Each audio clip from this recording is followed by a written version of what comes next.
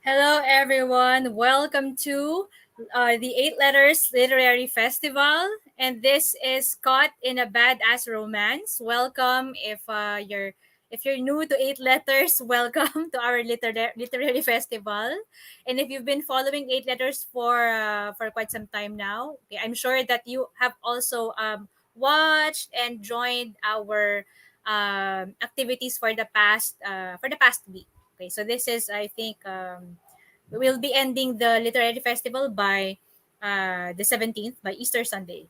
Okay, all right.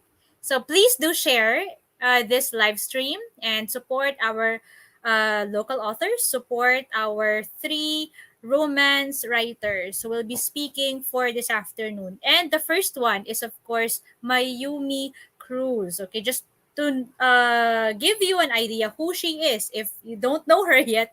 Okay, Mayumi is a Filipina indie author, and at 50, she self-published her first book on Amazon, and after 4 years, 10 books, and four anthologies, she's still writing her masterpiece.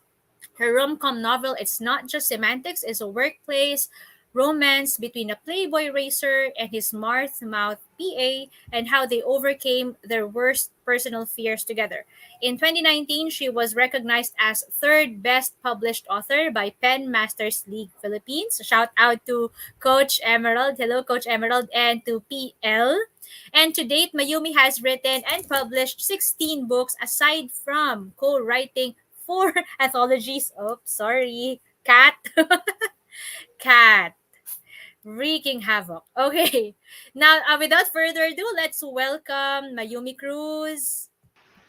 Hello, Mayumi. Hello, good afternoon, Good everyone. Good afternoon. Good afternoon, afternoon. Chris. Ayan, we're so excited to know more about how to make it big internationally. I need that. Some folks need that. We need to know the secret ingredient. Paano ba makakapag-produce ng maraming ebooks and magkakaroon ng maraming stars. Okay, dun sa mga hindi Mm-mm. pa followers ni Miss Mayumi, meron siya mga graphics, tapos nakikita nyo dun yung reviews ng readers niya sa Amazon. So, meron na siyang following doon. So, ano ang sikreto para makatulad natin siya. And just hi lang tayo, no? Shout out lang kay Charles and kay Mark. Yeah, fellow authors natin yan. Hello. Hi, Mark. Alright. Hi. Sige, so iiwan ko na sa ere. Pangit ako iiwan sa ere. Okay, pababa lang ako saglit. Okay, para Oo. si Miss Mayumi na yung no, nandito sa spotlight. Okay, break a leg, Mayumi. Okay. And I'll just share my screen.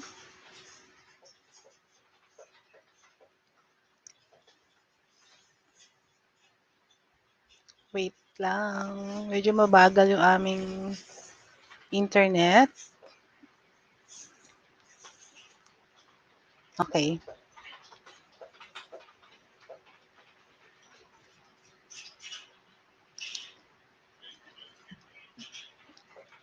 Okay. I hope you can see. Okay. Okay, I see it na. Okay. Again, everyone, good afternoon. I'm Mayumi Cruz. I have been publishing independently on Amazon since 2015, and along the way, um, I have learned some things that I want to share with you. Teka lang, mabilis masyado. Wait lang. Stop ko muna. Sandali lang. Okay. Sumobrang bilis.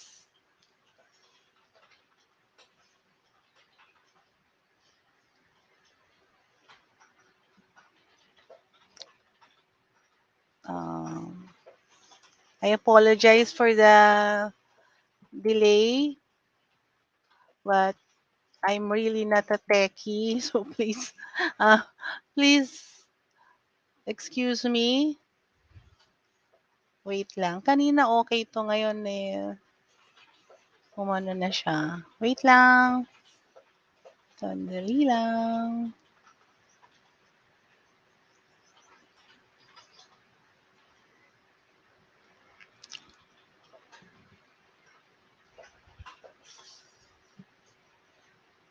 So again, let's try again.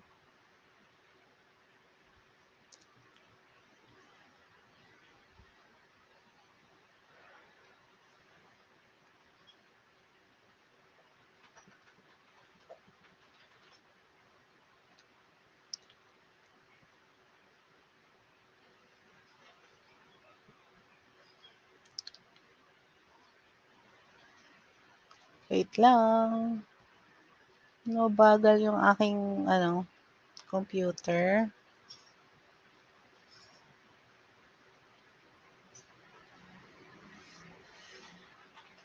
So there. I hope everyone can see the screen na. Okay. So again, um, I'm going to share with you some of the things that I've learned along the way since I've published uh, in last 2015. So today you learn how to write it right, how to promote your ass off, go wide, and the secret to some of the success of the some romance writers that I know that I've observed on Amazon. Okay, first off is how to write it right. Some people think that uh, writing romance is a breeze. Well, it is not, but it isn't too hard either. But we just have to remember these basic truths, which I've seen in very many successful romance writers. What are these? First one is make sure it's really romance. Some readers are annoyed when they read a book that says it's romance, but turns out that it isn't romance. So how do we make sure that the book you're writing is really romance? It must have the typical romance formula, which is boy meets girl or vice versa, boy loses girl or vice versa, and then boy gets girl back or vice versa. Whatever trope in romance you choose to write, or whatever step or form or plot you write it about, it should have this basic or typical romance formula. And another thing is romance has a happy ending. Either it's a happy ever after for the heroine and the hero, or a happy for now for them. Please don't mistake a love story or a women's fiction story for a romance story.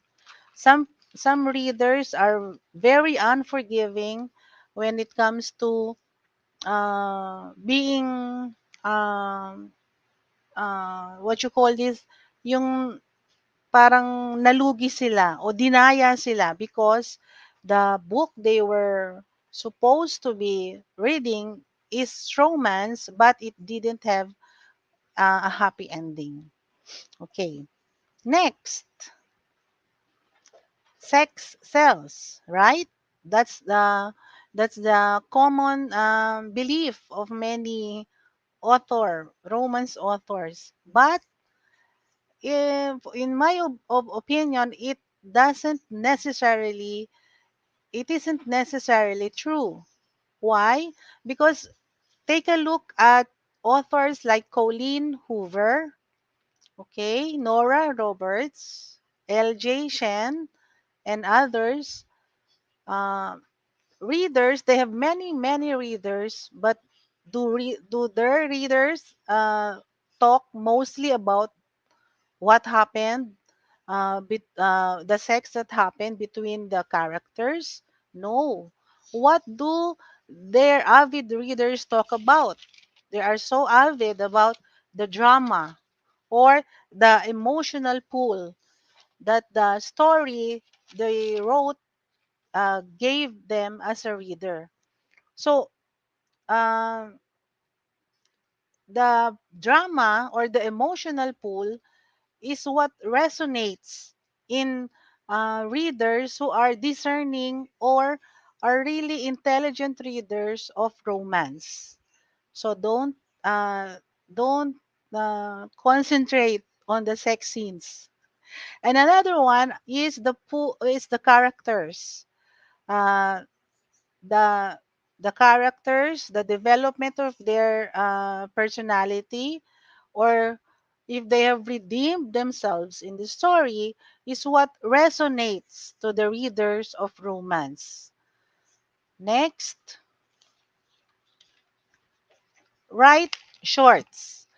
In Amazon today, there are a growing number of authors who are writing short stories that they publish on Amazon. These are stories that are 5,000 to 20,000 words. An example is Hope Ford, and another one here in the Philippines is, of course, Amina Esguerra, Yayet Soriano, Leah Salen, and others who have written short romance stories. If you want to uh, make it big internationally, you can start with that. Nowadays, you don't have to write 50,000 words or a novel for a romance.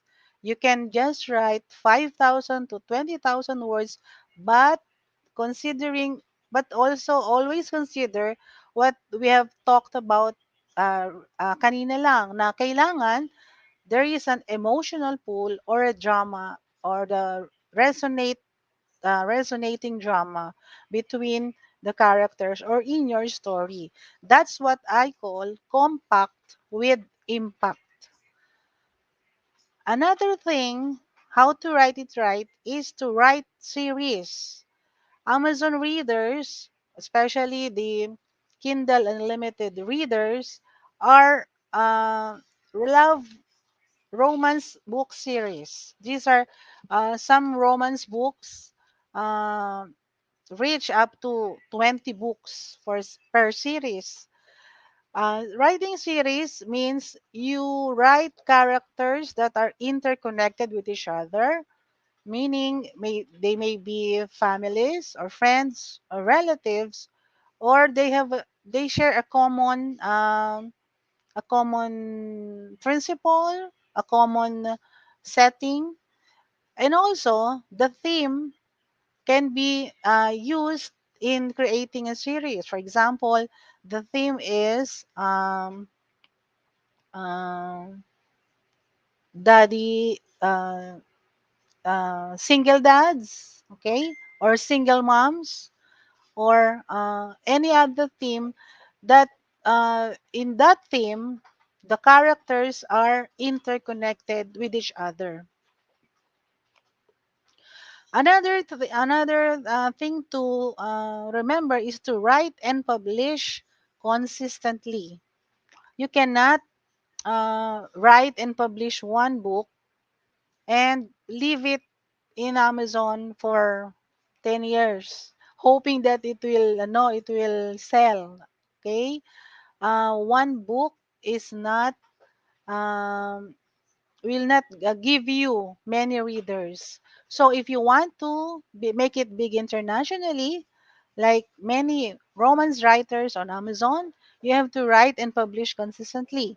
So you can, if you are writing 5,000 words, you can publish monthly, or if you write between 20,000 words or below, you can choose to publish quarterly or yearly. Some short romance writers I know even publish bi-weekly or every 2 weeks.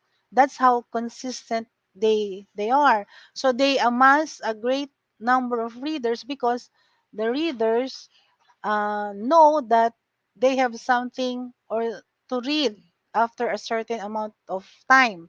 So uh, with this tip, pre-orders are very important because pre-orders will make your readers look forward to the next book. Okay, next is how to promote your ass off. When you have a book on Amazon, you have to be a one man or one woman team. So how do you promote your ass off? First is through paid promotions. If you have extra money, you can if you have invest you want to invest in your books, the best way is to place advertisements for it. Example of this is on Facebook ads. If you want to know about Facebook ads, Brian Cohen has a free Facebook ads tutorial every now and then. I think it's finished for this quarter, but I will. But he always um, opens another tutorial every now and then. So ano, you can wait for it na lang. And then Amazon ads, of course. Amazon ads is better for me to place an ad on because Amazon ads is targeted to the readers of your genre. Uh, you can learn about Amazon ads because for free because Amazon has a tutorial for free for Amazon ads. And of course there are many free resources in the internet for these paid promotions. Other paid promotions are bookbub ads, and there are many marketing and promotions companies out there who will be glad to promote your book on other platforms like blogs, okay, radio stations, newspapers, and others. Now, for the free promotions, because if you do not have enough money and you want to be thrifty, okay, for free promotions, you can promote your book on your social media accounts. So, in your FB personal page or your Facebook author page or on Instagram. Nowadays, TikTok with the hashtag book talk is very famous for getting readers. So you should try that. Colleen Hoover is very popular on TikTok. Twitter, I will not recommend because personally, I haven't been successful in getting readers from there. Instagram is much better than Twitter. Another free promotion is by joining Facebook groups. So you can join groups on Facebook. Just search romance groups or book lovers groups, author groups.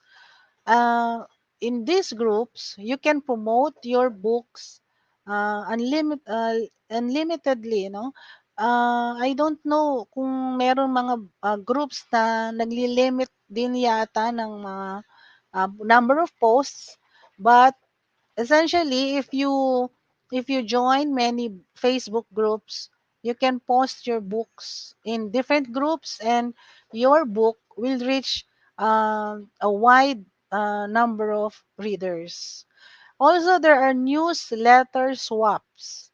As an author, I hope you have your own newsletter because it's very important to have one newsletter for you as an author. You can also find these newsletter swaps on Facebook. So there are groups there are groups of authors who swap newsletter with each other. So you post their books on your newsletter and they will do that to theirs also. Another growing popular means to promote books is what we call book blasts. Some authors that I know, um, they create these book blasts, meaning for a certain day or month, for 5 days. They will promote your book for 5 days, but your book should be free. But that is free promotion. So, uh, the good thing with Book Blast is that you cooperate with other authors, just like newsletter swaps, wherein you post their book to your newsletter and vice versa. In Book Blasts, they will promote your book, and you have the responsibility to promote it too to your own social media accounts, or to your group, or other means of promoting. So that's a type of cooperation between authors. And lastly, you can promote your book for free on your own website. I cannot discount having an own website if you are an author. Even if you don't have uh, what do you call this, a self-hosted website, kahit yung WordPress muna, you have to have your own website because that's your own. You will not be you will not be totally reliable on Facebook on promoting your book, because from your own website you can promote your own. You can even sell your books from your own website. And of course, if there will be a technical mishap like what happened to Facebook, you will not be affected because your own website will still hold your book. You will not be uh, you will not be affected by the if Facebook got down again, or Instagram. Okay, the third uh, way to make it big internationally is to go wide. Amazon is not the only online bookstore. There is uh, uh, the other popular one is draft to digital, or D2D. Uh, a bit of a news, Smashwords, which was uh, um, nauna siya sa draft to digital, was acquired by draft to digital. So, mas powerful na ngayon yung draft to digital because they acquired Smashwords. Draft to digital publishes to Amazon also, Barnes and Noble, Kobo, Apple iBooks, Scribd, Tolino, and other European online bookstores. And the good thing with Draft to Digital is that they can place your books on libraries, which wherein libraries, if a library acquires your book, uh, the there are a number of students there who can uh, borrow it and read it, and your readership will of course be wide. And then the thing with D2D is that they also have now the D2D print. So like Amazon, they can also uh, um, print your book on paperback. Not only they can not only publish it digitally or online, but they can also print it on paperback. They also have uh, their own audiobook facilities, which is I think Find a Way Voices. So if you want to go wide, you can never go wrong with draft to digital, and this draft to digital will also save you time, because in one click of a button, your book will be distributed widely to all the bookstores that you pick and the libraries that you pick. Other publishers, of course, there's 8 letters. If you wish to publish on 8 letters, you can go wide because 8 letters is now a very big publishing company. It has extended to so many uh, groups na, and even abroad. There are also other local and international publishers. Okay, the last one is this. The secret is stick it out with Jeff. Jeff being Jeff Bezos, which is the founder of Amazon. Um, I am telling this for the authors who are just starting out. If you're just starting out on publishing your book online, it is best to stick it out first with Jeff Bezos. Meaning, uh, you enroll your book in Kindle Unlimited or KU. Why KU? For your information, Kindle Unlimited, when you enroll your book in Kindle Unlimited, your book uh, will be uh, will be locked in Amazon for 3 months. You cannot publish it in any other digital platform because it is prohibited.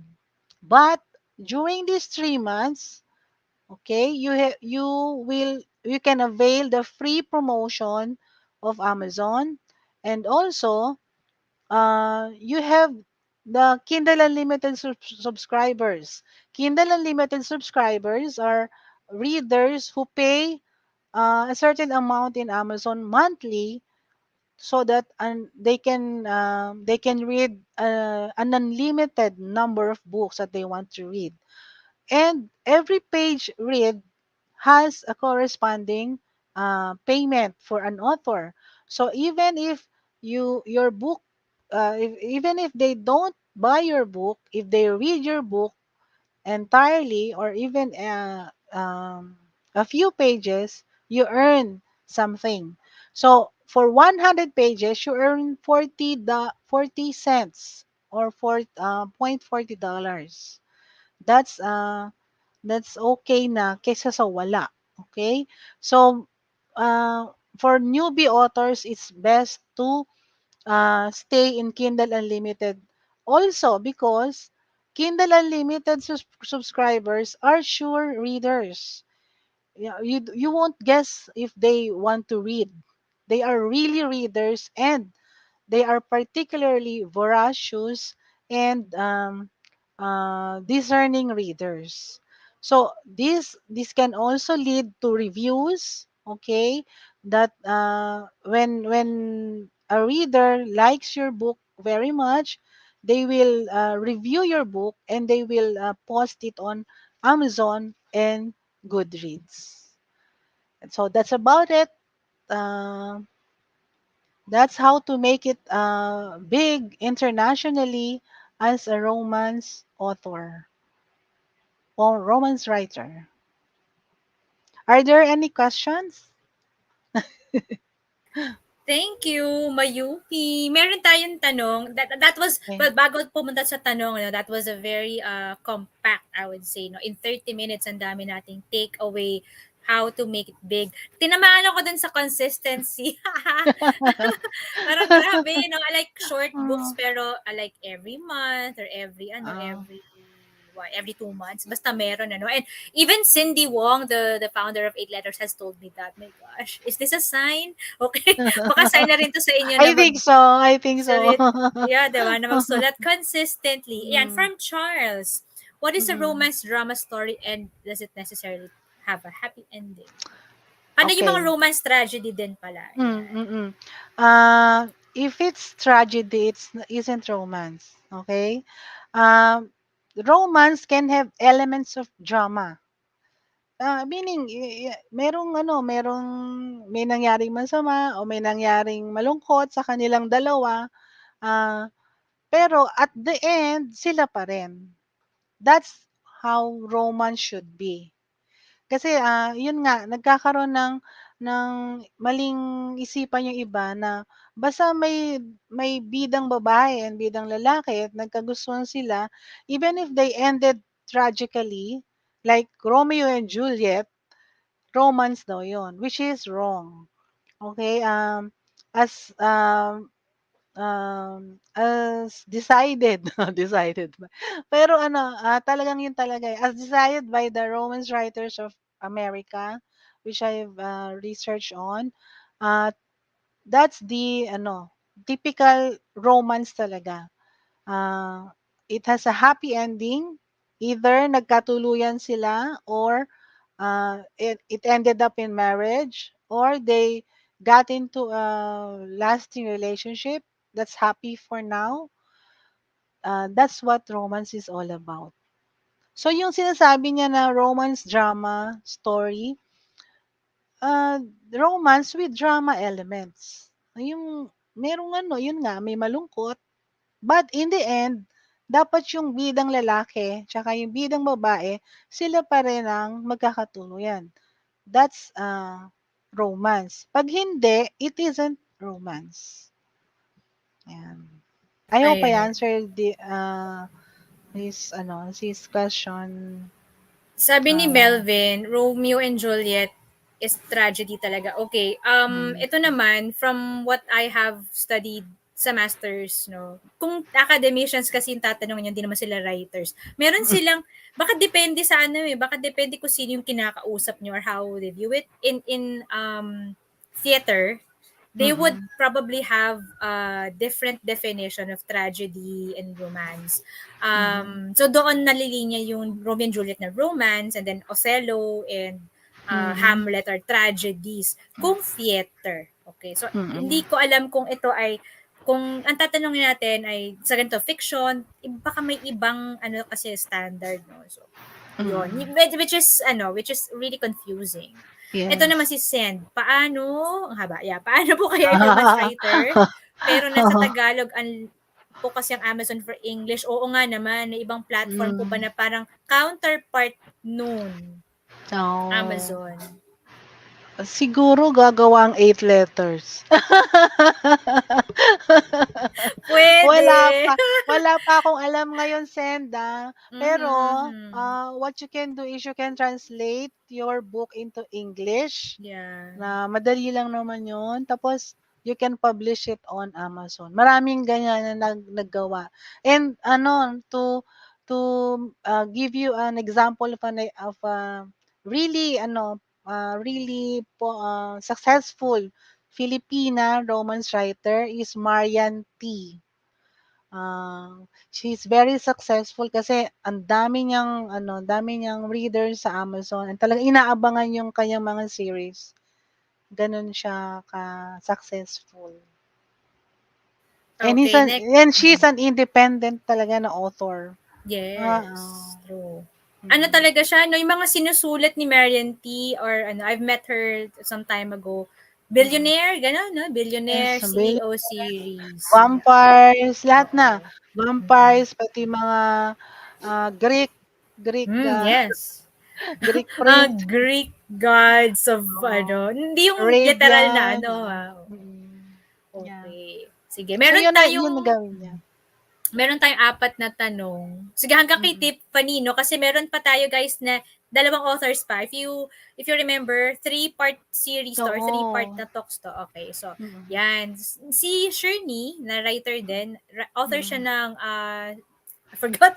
May Lucky Susie. Yeah, Lucky Susie. Ah, Or Unlucky Susie.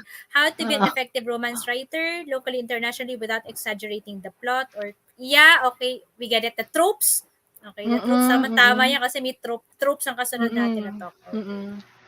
Or being corny with the connection and dialogue of characters. So,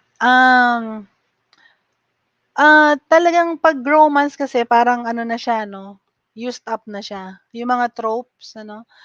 Pero, if you want to be an effective romance writer, you should, go with the times. So, halimbawa, anong uso ngayon? TikTok. Puwede kang magsulat tungkol sa gano'n 'no, yung mga characters mo, halimbawa, mga influencer, yung mga gano'n. Tapos, ako, kasi sabi ko nga sa'yo, Chris, halos pareho tayo, 'di ba? I write kasi parang in literary fiction style, eh. So, hindi talaga ako yung medyo bagets-bagets. So, yun ang style ko. Ah, you have to ano, discover your own. But, yun nga, you have to understand or remember na lang na you have to think of ways na wala naman dun sa iba kahit na pareho yung trope, okay? Or hindi mo naman papareho yung mga incidents o yung mga situations na paglalagyan mo dun sa mga bida mo, sa heroine or sa hero. Maraming ganyan, maraming puwedeng gawing situations na ganyan. So, yung romance kasi hindi lang contemporary romance, eh, dapat, ah, you should, learn to write romance with other subgenres like sci-fi. 'Di ba katatapos niyo lang ano, Chris, sa sci-fi? Tapos thriller or comedy or adventure. And as an advice, suggestion to all writers, pagka nahihirapan kayong maghanap ng plot, magtingin kayo sa internet for prompts, romance prompts. You don't have to necessarily um, follow verbatim what you find as a romance prompt, ano. Inspiration lang 'yon. Puwede ninyong baguhin 'yon in your own for your own book, or you can add or subtract from it. Ayun lang, ayun. Maganda yung question niya. Kasi nga nagiging used up na masyado yung ibang tropes, pero you can spice it up, 'di ba? By different settings, different situations, and then different personalities. Actually, mas maganda sana halimbawa yung heroine is deaf mute, okay? Kaya yung hero is meron siyang kapansanan. Yung mga gano'n na para hindi na nga yung pare-pareho na parang lagi na lang para siyang Greek god or gano'n. 'Yan. Parang ano, real people. Yan. We Yes, make it real more people realistic. Oo. and real situations. Okay, last two questions. Kay Desiree, nakasama namin to sa isang anthology. Mm, I'm writing a story and I'm confused if it should be a romance genre or teen fiction. No sex mm. scenes, but they started young, like 20 years old. Mako-consider pa ba na romance yon? Ang question ko, will they have a happy ending? Mm-mm. If they have a happy ending, romance yun. And it's not teen fiction, I think. Started young, eh. So, ibig Mm-mm. sabihin, noon pa yon, 20 years old pa sila noon nung nag-start sila as a couple, 'di ba? I think it's a contemporary romance na, hindi na siya teen fiction. Tapos, yun nga, if they have a happy ending, it's romance. Ayun. Yeah.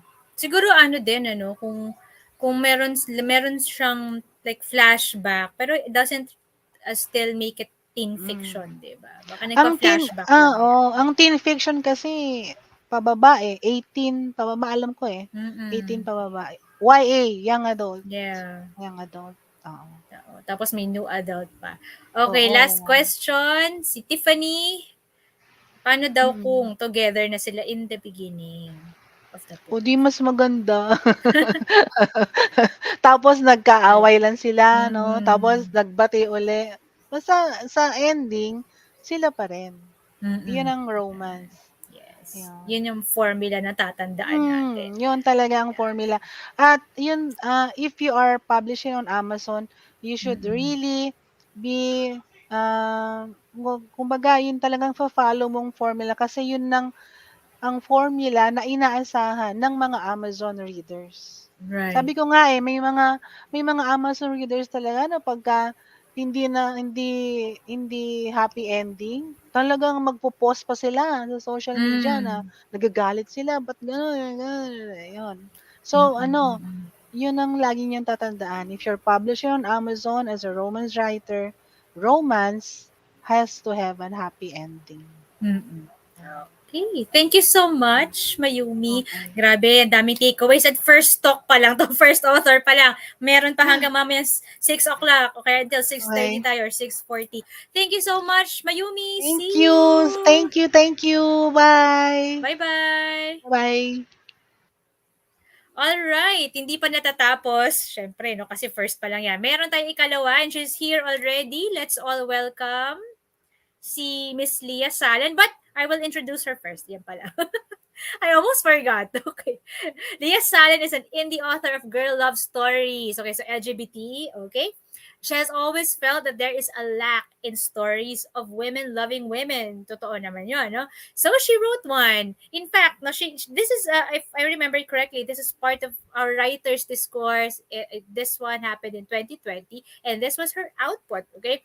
And her debut girl love novel is a world full of color, and she has been and is still inspired and encouraged by countless stories she has read and watched. And she has made it her goal to inspire and also encourage other writers to also like write something, okay, with her novels.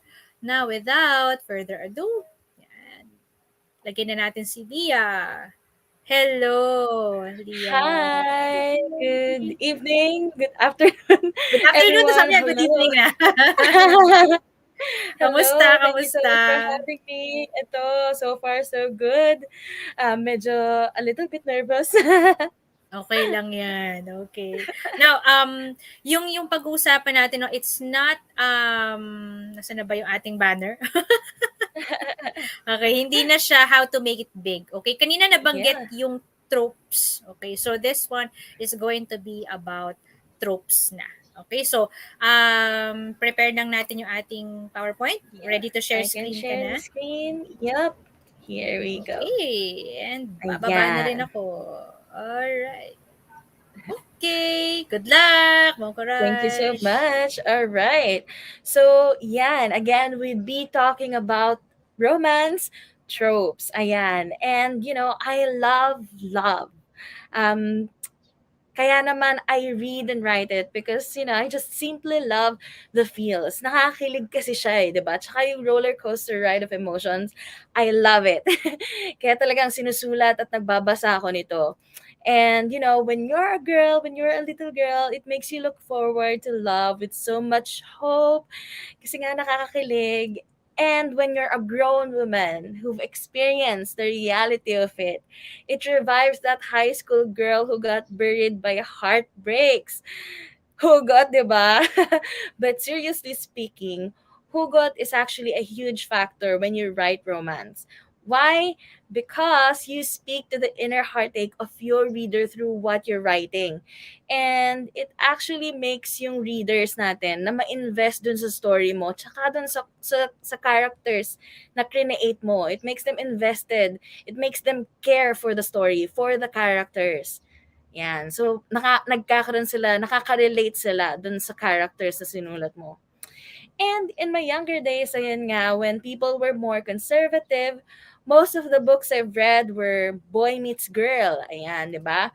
And, oops, when we progresses, as we progress, 'di ba? Sa panahon ngayon, we're seeing more boy meets boy stories. Not just in books, but also sa mga TV shows and sa mga movies, 'di ba? And hopefully, ayan, in the future, there'd be more of girl meets girl stories from Filipino authors. Although I've seen couple of, YouTube series, meron ding television shows about girl love. There aren't really much books written about it. And kaya naman, nagsusulat din ako nito because I want to see more of it. So I write something na I want to see more of, ganyan. And now, on to our topic, romance tropes. Ayan. In case may hindi nakakaalam, tropes are actually yung mga plot device or character types na often used sa mga books or sa movies. Ayan. Now, how does it help you as a writer, as authors, di ba? Tropes are actually there. They're written over and over because people enjoy them. 'Di ba? And since it's something na people enjoy, it's a great starting point for us to innovate, especially when you're starting out. 'Di ba? Kaya naman dito papasok yung subversion sa tinatawag natin. We subvert the tropes. Ayan. We give readers the sense na everything's playing out the way it usually does, only to surprise them because it's not what they expected. Subversion is actually overthrowing yung mga established assumptions or beliefs to make the story more interesting, fresh, at saka we make it feel like new. Ayan. And through this lecture, this talk, I'll be sharing 6 examples of popular tropes and how we can subvert them.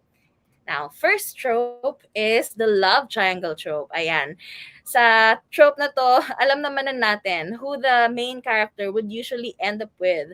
But we still love yung magkaroon ng Team A and Team B for our protagonist. We root for either one of those, di ba?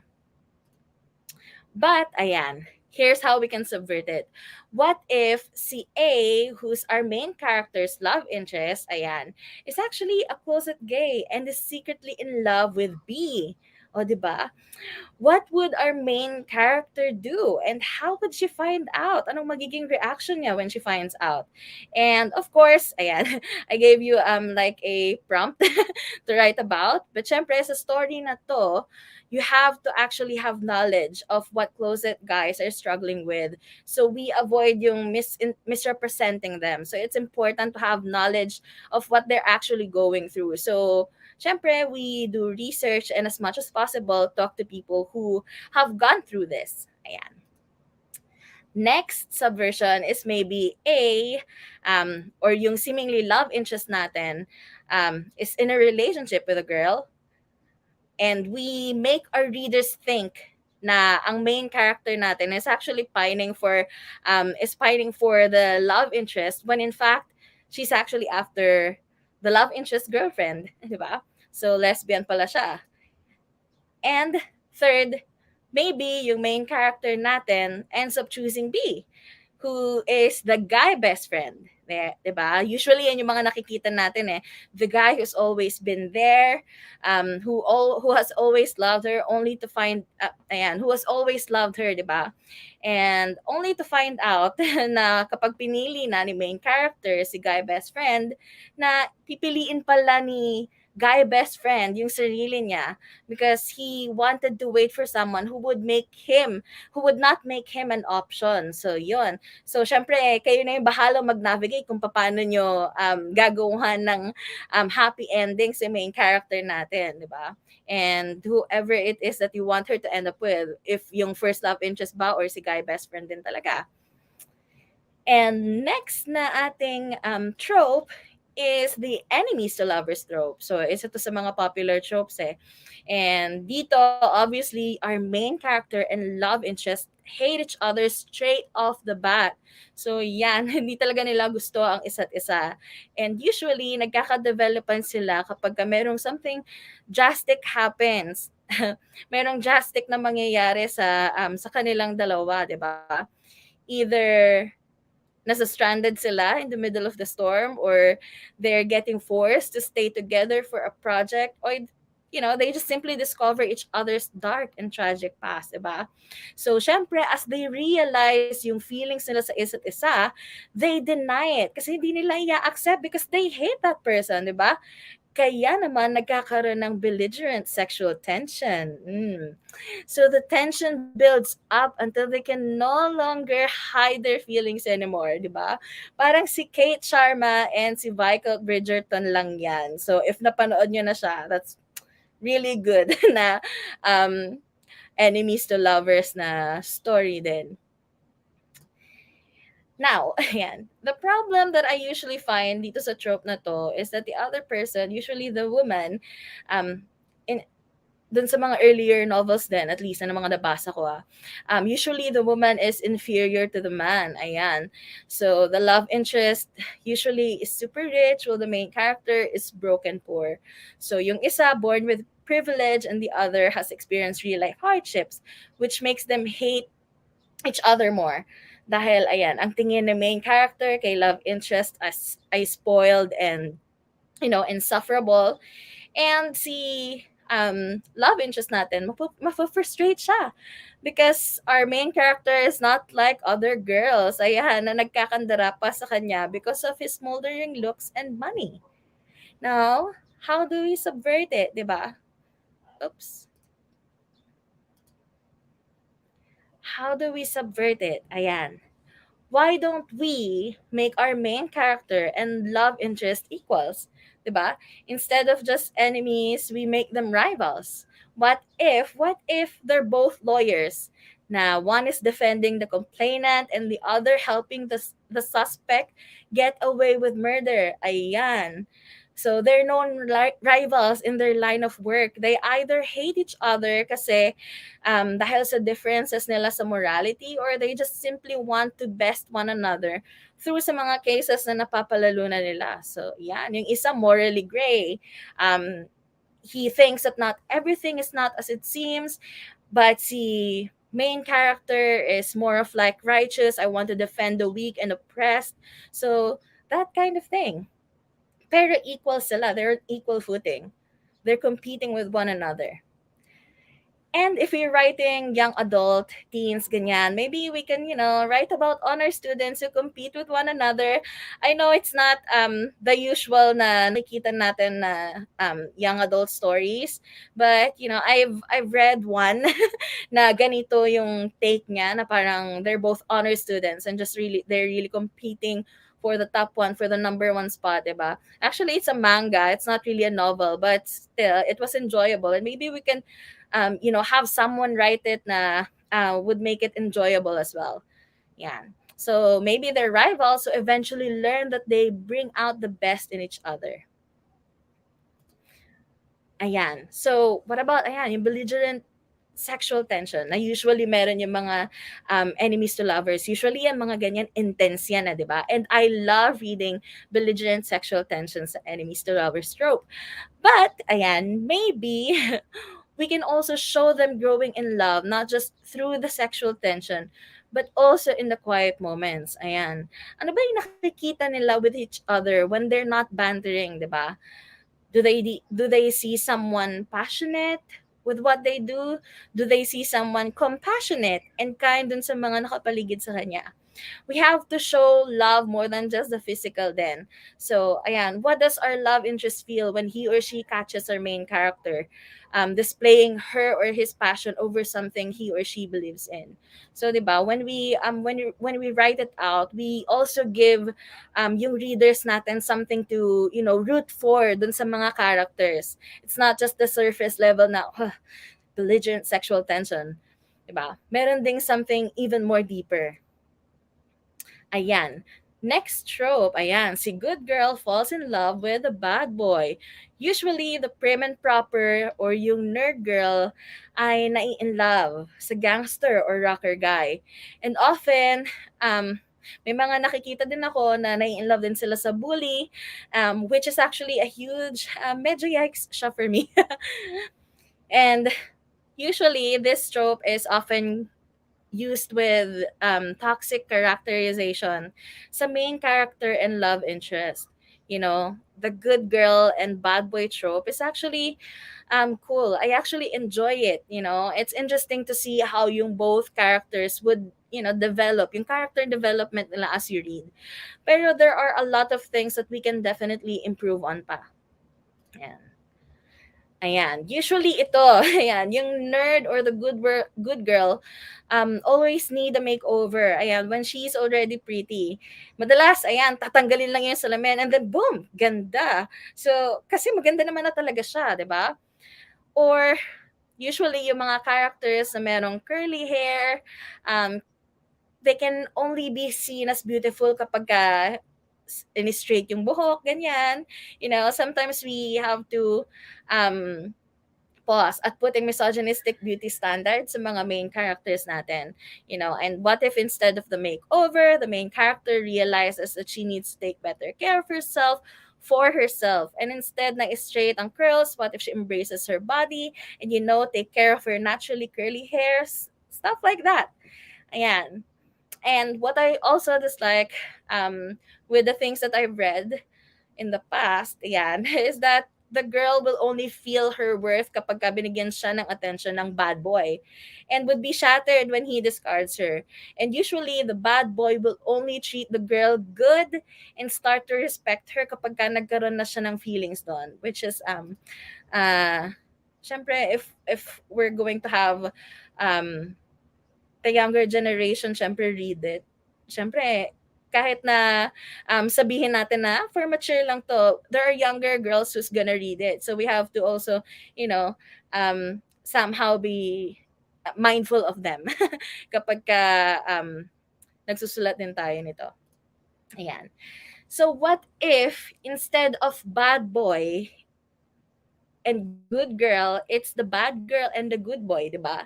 Instead of having an abusive bad boy or girl, let's just have a protagonist who's seen as bad but is actually rebelling against societal norms, diba? One who's actually standing up against bullies and calls out adults in those who calls out adults or those in authority for their bullshit. And it's the love interest who sees the inner bad girl or bad boy, diba? And I think having a bad girl is a refreshing I think it's gonna be a refreshing read for me because I don't think there are a lot right now. Ayan. And of course, when we write this, let's say no to abusive behavior from love interest or falling in love with kidnappers or captors. And unfortunately, merong mga ganyan na fall in love with their kidnappers and captors. I hope we just don't romanticize it. And if we're going to write a love interest with abusive behavior, siguro you can also look at what Colin Hoover did with It Ends With Us. That's actually really good. Really, really good. Ayan. Next is the billionaire trope. Ayan, ito yung nabanggit din kanina. So, yung mga nabasa ko so far, yung iba ha. Usually, yung love interest is a billionaire who's moody, playboy, possessive, jealous, and like dun sa enemies to lovers trope, they're often frustrated because yung main character, hindi nila makontrol with their money. They usually have this dark past that's rendering them emotionally unavailable. Pero for some reason, they can't resist yung allure ng main character natin. So how can we subvert it? Have a different take on it. Maybe we can reverse it. Diba? Why can't we write a main character who's the billionaire? She calls the shots. I mean, I think it would be interesting to see how the story will play out, diba? Ma-intimidate ba sa love interest natin by her success o ma-challenge siya kay main character natin? And yeah, I think it would also be refreshing to see that um, in print, in a book. Kasi syempre, in our society, people are saying that a successful woman na single, um, nakaka-intimidate sa mga lalaki, so no one wants to support them. So maybe we can break that norm through the romance books that we write. Let's write men who want strong women on his team, diba? Because if you're a man who wants to take on the world, 'di ba? Wouldn't you want a woman who take on the world with you, 'di ba? So parang power couple kaya ganon. Power couple yung susulat natin. Ayan. And also, let's write women in the billionaire tropes. Na kung um, hindi man sila yung billionaire dun sa susulatin natin. Let's write women who have strong personality than just being, submissive and contrite. Ganon. Next, ayan, best friends to lovers trope. So, one of the most popular tropes din to, yung best friends to lovers. I guess siguro kasi there are a lot of people who can identify with this. And ayan, honestly, I'm not a fan of best friends to lovers trope, so I might not know much about this. Pero it's often tied with, love triangles, and from the few books that I've read with this trope, Usually the best friend is always extra for the main character, but she's too naive to notice. And it's not that the best friend intended to deceive her. Sadyang na-develop lang yung feeling somehow dun sa mga nabasa ko. And for an author to subvert a trope, we must actually have an understanding of this particular trope. But in my case, I haven't read that much friends to lovers book. So the only thing I could think of was what I mentioned dun sa love triangle trope, di ba?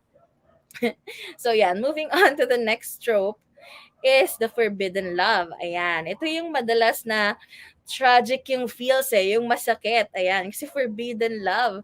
And usually dito, ayan, the main character and love interest are madly, truly, and deeply in love with one another. But fate, social status, family, or some evil forces just keep them apart. Ayan, kaya naman we root for them. We root for the main characters. We want them to fight and succeed. We want them to be happy. We want to see love conquering all sa kanila, 'di ba? And this trope is very alluring. Kasi nga sabi sa cliche, masarap daw yung bawal. Ayan.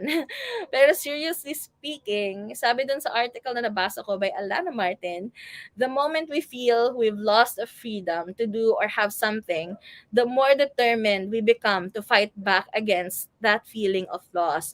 So yan yung sinabi niya kung bakit maraming may gusto ng forbidden love trope.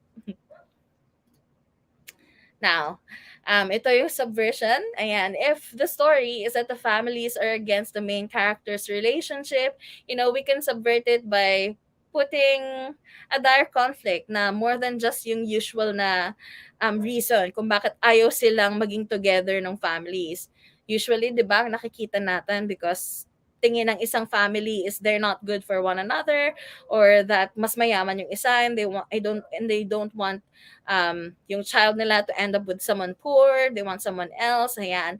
Maybe we could put a reason behind dun sa pag tutol nila dun sa relationship with something, with a secret, na kapag ka naging together sila, something would endanger both families, and our main characters would have to, choose between their happiness or their family's safety, ganon. Or they can find a way to beat whatever it is that threatens their family. So, yon. And, ayan, ito. Please, let's not be authors who use the possibility na magkapatid pala sila. So, yan. Aside from dun sa pangako sa'yo na palabas, di ba, meron ding gano'n na parang, ay, magkapatid pala sila, pero hindi pala. Meron din, actually, na sikat na book series na gumamit ng plot device na to, na magkapatid pala, pero hindi naman talaga. Pero, it's just, ang yikes, di ba, when you think about it, na nabasa mo na kung ano yung mga nagawa nila, and then, in the middle, ay, magkapatid sila. Pero in the end, malalaman mo rin na hindi sila magkapatid. Pero you just can't shake the feeling na, ah, di ba? Or maybe that's just me. Pero, for me, it's a no. Ayan. So, that's the last na romance trope. Now, I have few things for you to keep in mind when you're subverting these tropes. Ayan. Or other tropes na naisip nyo. Ayan. Familiarize yourself with the trope. Ayan. Kasi if not, we won't really have that much idea kung ano yung isa-subvert natin. And if we do the subversion ng trope na to without the research, without reading about it, the story might actually fall flat. And syempre, nakaka-disappoint yun for the reader. Sa parang, ay, ganun lang yung nangyari. Next, embrace the trope. Ayan. We have to embrace it. Hindi naman masama yung mga tropes, and they're not actually the same as cliches. Yan, trope can be a cliche, yes, pero they're not the same thing. Diba? If there are no tropes, then wala tayong story. Diba? Tropes are something na readers are already so familiar with. Kaya kapag ka meron silang nakita na something familiar to them, book na something familiar to them, but somehow a bit different, parang mas nakaka-excite, di ba? Nakaka-excite siyang basahin. Kaya, I think marami ding nagsisell din ng really well yung mga sila Percy Jackson, 'di ba? Kasi it's a modern take on the Greek gods and goddesses. But yeah, on the other hand, cliche naman is an indication of, lazy writing. It lacks the originality or the effort to create a refreshing take on these tropes. Tropes na nga sila eh, andyan na nga eh, 'di ba? Parang you just have to innovate on it. Ayan. And last, to keep in mind when subverting tropes, write what you would enjoy. Think of how you want some of your favorite tropes to play out and just write it. Ayun, 'di ba? Ano yung mga na-enjoy nyo na mga books, 'di ba? And how would you have wanted it to play out, 'di ba? Nung binabasa mo siya, just write it down. Start with that. At the end of the day, it's all about writing what you enjoy. Ayan.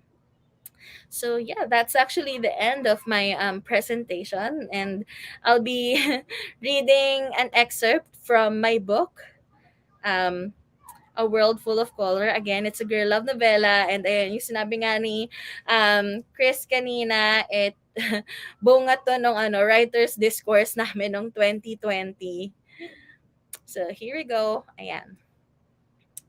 I admire you, Faith. I admire every side I've seen of you. She took a few slow strides in front of me and cupped my face in her hands, her eyes searching mine. I know there's so much more of who you are, and I want to see all of it. She took a deep, shaky breath as though nervous. I've never seen her nervous before. I'm in love with you, Faith. I'm sorry, what? I blurted out, unable to believe what my ears just heard. You can't be serious, Hope, I scoffed. Look, I know I'm I know maybe to you I look like someone in need of saving, or I look like a project that needs fixing up, but I can take care of my shit. Maybe not now, but some other time.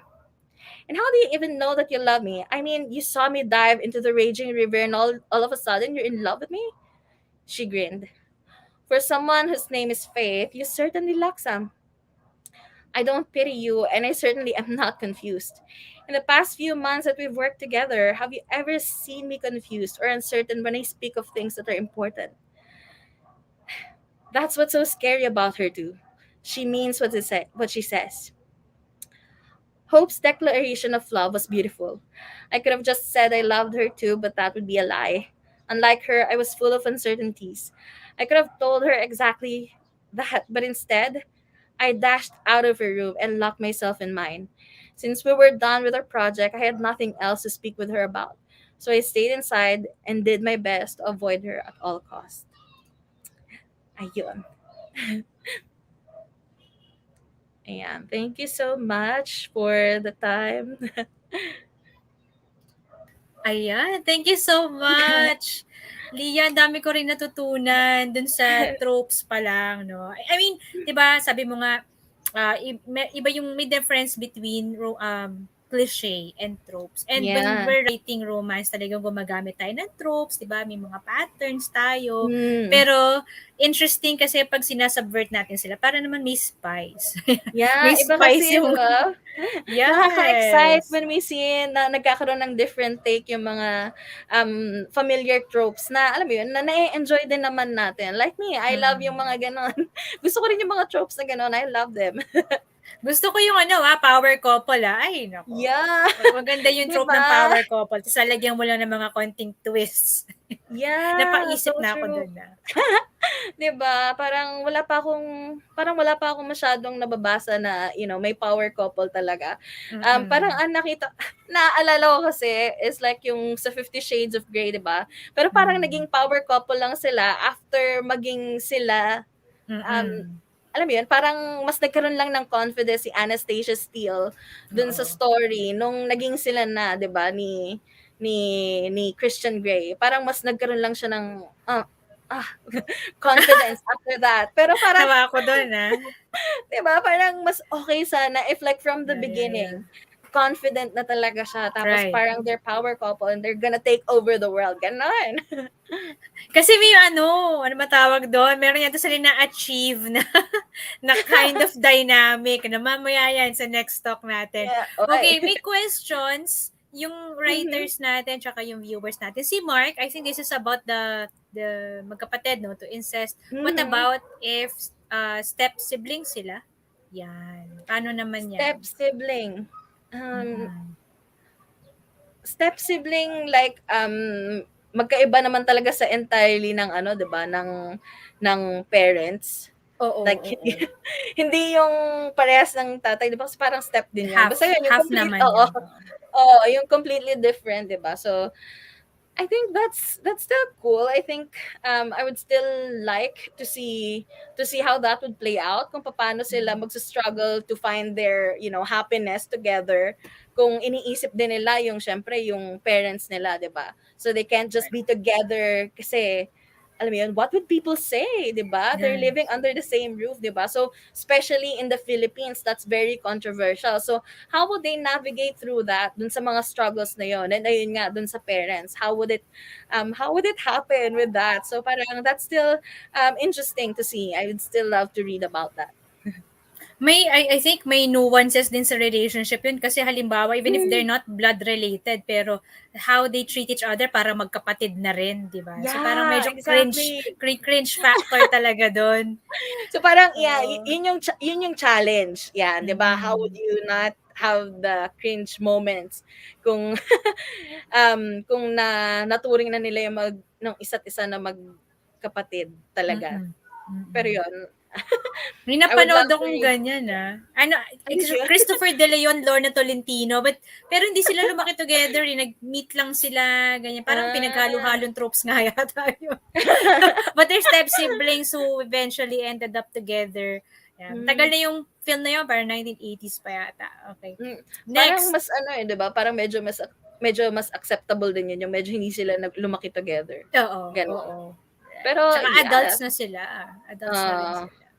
Ayan. Si Charles, ano daw ang pinaka nagsisell na what trope? sells the most? I think ngayon sa basing sa mga nakikita ko na madaming um, sale sa Amazon, at least parang madami yung mga ano tawag dito, yung mga billionaire. Yung mga billionaire tropes, yun yung madami. And yung talagang mga steamy, ganyan, yun yung madaming nagsisell. Yeah. For some reason, parang kasi andun yung ano idea na parang, parang well, ayun, most yung sa mga previews na nabasa ko at least, parang, yun nga, yung girl is napapamper with the riches nung guy. So, somehow, siguro nasa-stimulate din yung fantasy ng iba. Kaya talagang maraming bumibili din nun at nai-enjoy nila. Ganon. Hmm. Yeah. Pero maganda rin yung ano, no? You like explore. Tsaka yun nga, write the Yeah. trope that you really enjoy. You're Yan. right. A trope that you really enjoy. Just go for it and then subvert it. Ang tanong is how Mm. would you subvert it, how would you make it different from all the other tropes that are already out there, 'di ba, dun sa mga Right. billionaire tropes na nandiyan na. So syempre for you to figure that out, kailangan magbasa ka rin ng magbasa ng maraming billionaire tropes para malaman mo, Right. parang ito yung gusto kong mangyari dito, parang dapat yata ganito yung gusto kong gawin sa book ko. So that's how you get to learn din ano yung pwede mo pang baguhin, ano yung pwede mong ilagay dun sa book na susulatin mo. Ayan. Yeah, bibigay ako ng ano dyan, sige idea, Ayan. malay nyo. Ayoko nang gawin, kayo na lang gumawa. Pero tingnan natin pag sino sa atin na maunang gumawa. Charot. Hindi kasi Unahan na 'di ba lang. nababanggit yung ano, billionaire, millionaire, CEO, Mm. laging gano'n CEO Mm. lahat. What if gumawa naman kayo nung ano, boss babe? Mga Uy, oh, ano I na love it, small to boss babe. medium entrepreneurs naman, no? May tindahan. Pero hindi kailangan CEO, pero ano yun, very realistic din yun kasi. Yeah, pwede din na-incorporate yung live selling, di ba? Yes, yes, yan. Mga TikTokers. Ang kulit Yeah. naman na nagla-live selling, tama. Meron akong ano, no, meron akong question naman. Paano yung ano, siguro last question ko na ito Mhm. for this segment. Paano yung at tsaka si Missy. Oh, sige, after ko si Missy. Paano ka magko-combine naman? What's your tip naman sa pagko-combine ng trope? Is that advisable o dapat focus ka lang sa isa? Actually, yung mga tropes kasi minsan nag intertwine yan with each other eh. Like halimbawa, ayun, yung billionaire trope, minsan nagiging enemies to lovers din siya. Kasi hindi naman magkasundo yung main character and love interest, di ba? So, it intertwines with one another. So, parang carry lang kung halo-halo man yung mga trope na maisulat mo. Pero syempre, you still make it plausible in a way na may enjoy pa rin ng readers. Na parang hindi sila mawibindang or malilito or hindi sila um ano ba? Ano mo yun? Hindi sila malilito dun sa sinusulat mo. As long as merong plot na alam mong merong pupuntahan yung story, ganon. Because I've read some books na alam mo naman yung plot niya, pero hindi mo I mean, alam mo yung trope niya, pero hindi mo alam kung saan pupunta yung story. Ganon. Mm. Kasi parang Mm. parang walang direction, parang random Right. lang yung mga nangyayari. So as long as yung mga tropes na incorporate dun sa story, 'di ba? Eh mag-help na mag-progress yung story to the ending, 'di ba? That's good. Still okay. Mm. Wag lang wag niyong gawin chop suey or halo-halo, baka lahatin niyo. Siguro Ayan, mga lahat one to na. two tropes oo, may main trope tapos may sub-trope. Okay, yan, dami-dami natutunan si Odi Monson, marami natutunan. Missy, no, ito na yung last question natin for this segment. What type of narration po ang mas patok sa bawat trope? O kahit pili lang ng isang trope, tapos ano yung magandang narration? Narration, usually yung mga first person eh, yung sa perspective mismo ng main character. Yung iba naman, ako usually personally ang ginagawa ko first person din sa point of view ni main character, and I also create something na point of view ni love interest. So parang by chapter ko siya iniiba. So dito nakalagay yung pangalan ni Faith, ayan, dun sa book na sinulat ko, or sa chapter ganito, si Hope naman, ganyan. So, yun yung ginagawa ko for me at least. And yun din usually yung na-enjoy ko kapag ka first person narration. Ganyan. And minsan, medyo gusto ko rin siya na medyo poetic, ganyan. So, ayun yung parang for me parang nakakakiliti sa sa brains ko. At least kapag ka binabasa ko na medyo poetic yung mga sinasabi, ganyan, medyo John Greenish yung style, ganyan. May gumawa niyan eh. Sino tong na-enjoy ko yung series sa Netflix? Dash and Lily, tama ba? Dash Ah, and Lily. that's Oo. Ganon sila, yeah. parang alternating POV. Tapos may Yeah. isa pa eh, nakalimutan. Anyway, may isa pa akong parang ganyan na minabasa before ng alternating POV. Medyo Mhm. challenging yun ha. So kung Mhm. nagagawa niyo yun, kudos. No? Ako hindi ko, nahirapan ako Ayan, sa ganon. yun Nalilito lang ako sa ang ganon. ang tricky sa ganong type of execution is that paano mo madi-differentiate yung Oo, personality ni character 1 dun sa character 2. So, yung you boses, need to have, right. oo, 'di ba? Parang you need to have this um well, ako at least, I have this character profile to remind me na, ops, ganito dapat mag-isip si character A, ganito si character B. Mhm. And ito yung mga Mhm. mannerisms niya, ito yung usually sinasabi niya sa isip niya. So, Mhm. ayan, gumagawa ako ng character profile. It helps me keep track dun sa personality ng mga characters ko. Kasi it's important to be reminded of that. Yun. Malay natin magpa-anthology ang 8 letters, tapos ang requirement, alternating POV, okay? Yeah, oy, I Cindy, love that. nakikinig ka ba? Wink, wink. Okay. Ito na naman tayo sa nagpipitch ng ideas. Okay, Leah, maraming maraming salamat sa Thank you so much. pagbabahagi ng kaalaman at iyong kwento. Na-enjoy talaga namin. Dami-dami na namang natutunan sa 30 minutes Yay. lang. Diyos ko. Oo And nga. thank you Thank you so so much. much ng marami for the opportunity. I love it. Alright, sige. See you around also. Bili kayo ng See book ya. niya, yung A World Full Yeah, of bili Color. kayo. It's available sa 8 Letters Letters Bookstore and website. nasa Amazon din siya. Alright, bye-bye. Bye. Ayan. Okay, now we're down to the last talk. Okay. Last but not the least, ito yung isa sa mga I would say mahirap gawin pag nagsusulat ka ng romance. mahirap i-pull off 'to 'no, kailangan ng gabay. Kailangan ng gabay, kailangan ng practice, kailangan ng, matinding pagre-research kasi ito yung tinatawag nating NSFW, okey, alam niyo ba yun? Not safe for work, okey. Okey, paano ba magsulat ng, nakakakiliting eksena, yung mga love scenes natin diyan. And of course, yung ating, point person or ating, resource person for this talk na-meet ko na siya, nakapanayam ko na siya last month. Okay? Siya ang author ng isang salitang may tatlong letra. Okay? At bago ko siya ipakilala, bago ko siya iakit sa inyo, Zyla Faye Vicente, I hope I got the name right this time. Okay, began her romance writing stint at Precious Pages Corporation in 2010. So alam natin na talagang is expert na to sa pagsusulat ng romance, okay?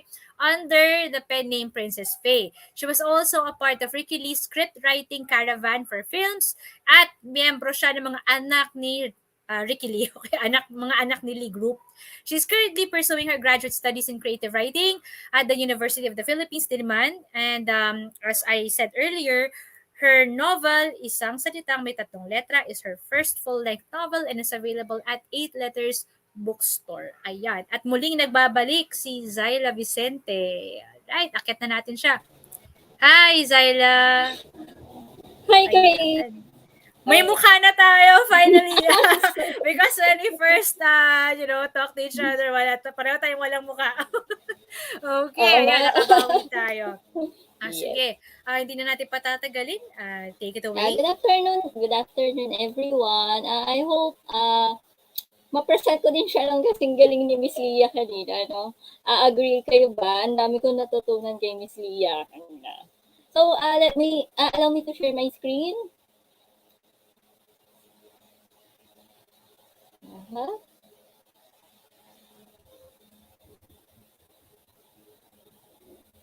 Let's check if it's working.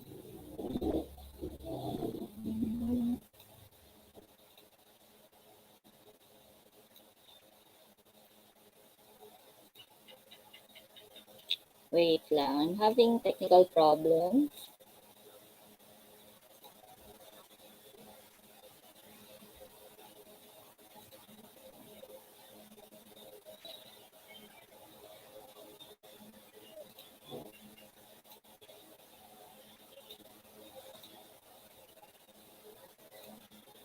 There it is. I hope nandyan na siya.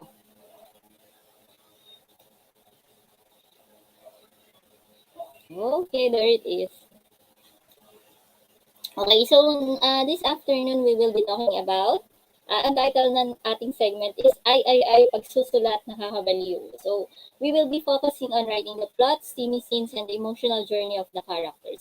So, katulad nga na sinabi kanina, I hope hindi kayo ma-intimidate, no? Kasi talagang nakakabaliw ang pagsusulat, and if nararanasan nyo ngayon, and then you're in the right track, walang madali sa pagsusulat, but hopefully, may matutunan kayo, may take away kayo dito sa presentation natin today. So, first, bakit romance? Bakit romance ang sinusulat natin, no? Ang ating isusulat ngayon. So, wait.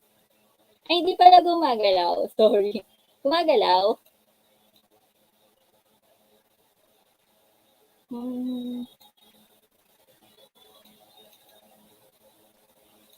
There you go.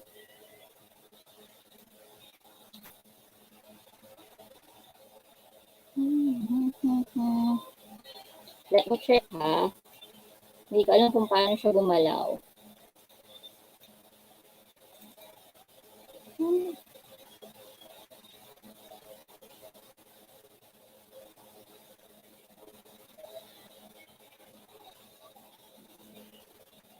There it is.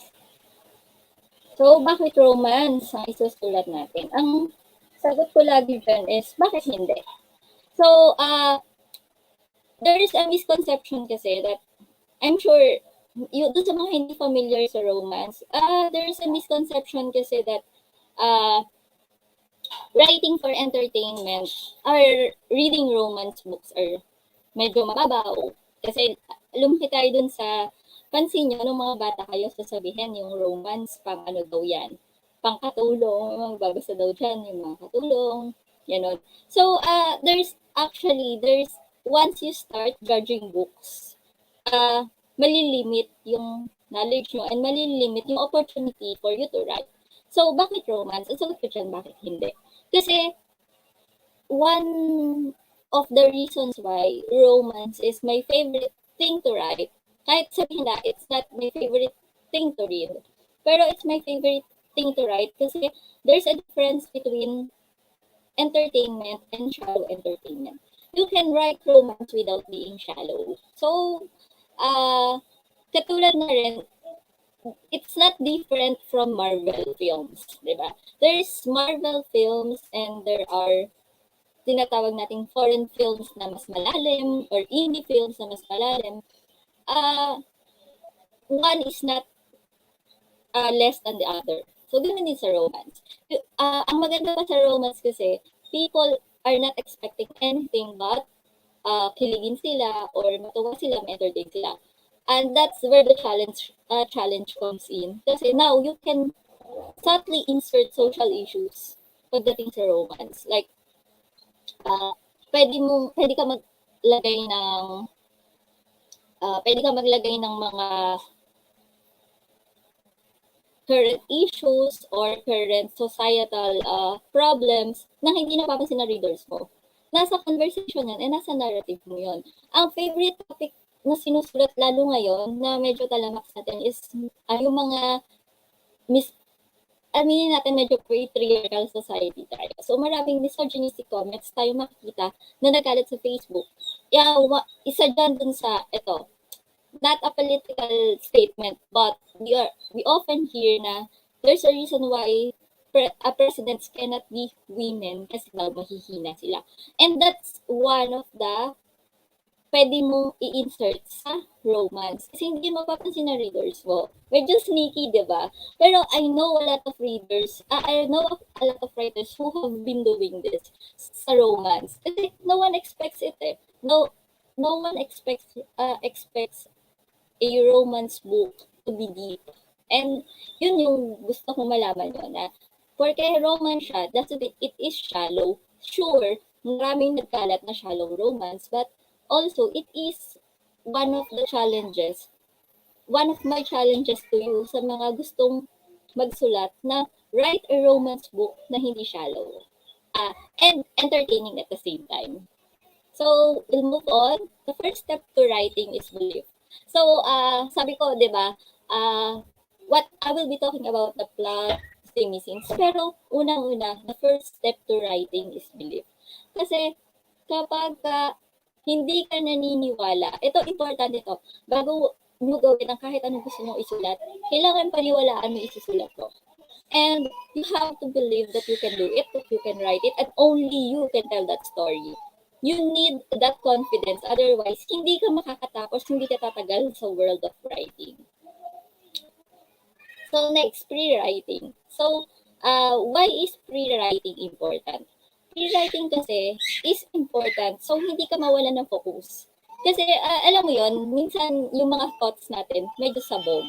Meron din minsan pag isusulat tayo, papansin nyo, parang ang dami-dami nyo nang tinatype kasi i-delete nyo kasi parang kung saan sa kala pumupunta. So, pre-writing is one of the ways for you to make sure that you do not drift off the path na gusto mong isulat. So, this may consist of writing yung first, yung unang, yung meeting ng mga characters. In romance, we call it meet cute. So, yung meet cute ng characters, para sa magkakakilala, gano'n. So, ipa-plot mo siya isa-isa. Some people I know, they do not plot yung kanilang sinusulat kasi mas okay sila with pre-writing and that's okay. Pero itong pre-writing na to, this is different from free-writing. So, yung pre-writing, it guides you. Isipin mo, isa na lang, parang nasa forest. Kasi writing is a lot like walking through the forest na hindi mo alam kung saan ka pupunta tapos walang signs. Pag walang signs, maliligaw ka, diba? Ganun ang pre-writing. So, some, they do it digitally. Minsan, sa iba, effective ang pen and paper. So ngayon, eto.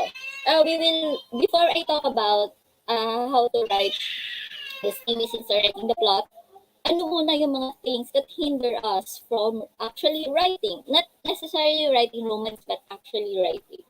Ito, overthinking. One of the many enemies of writers ay overthinking.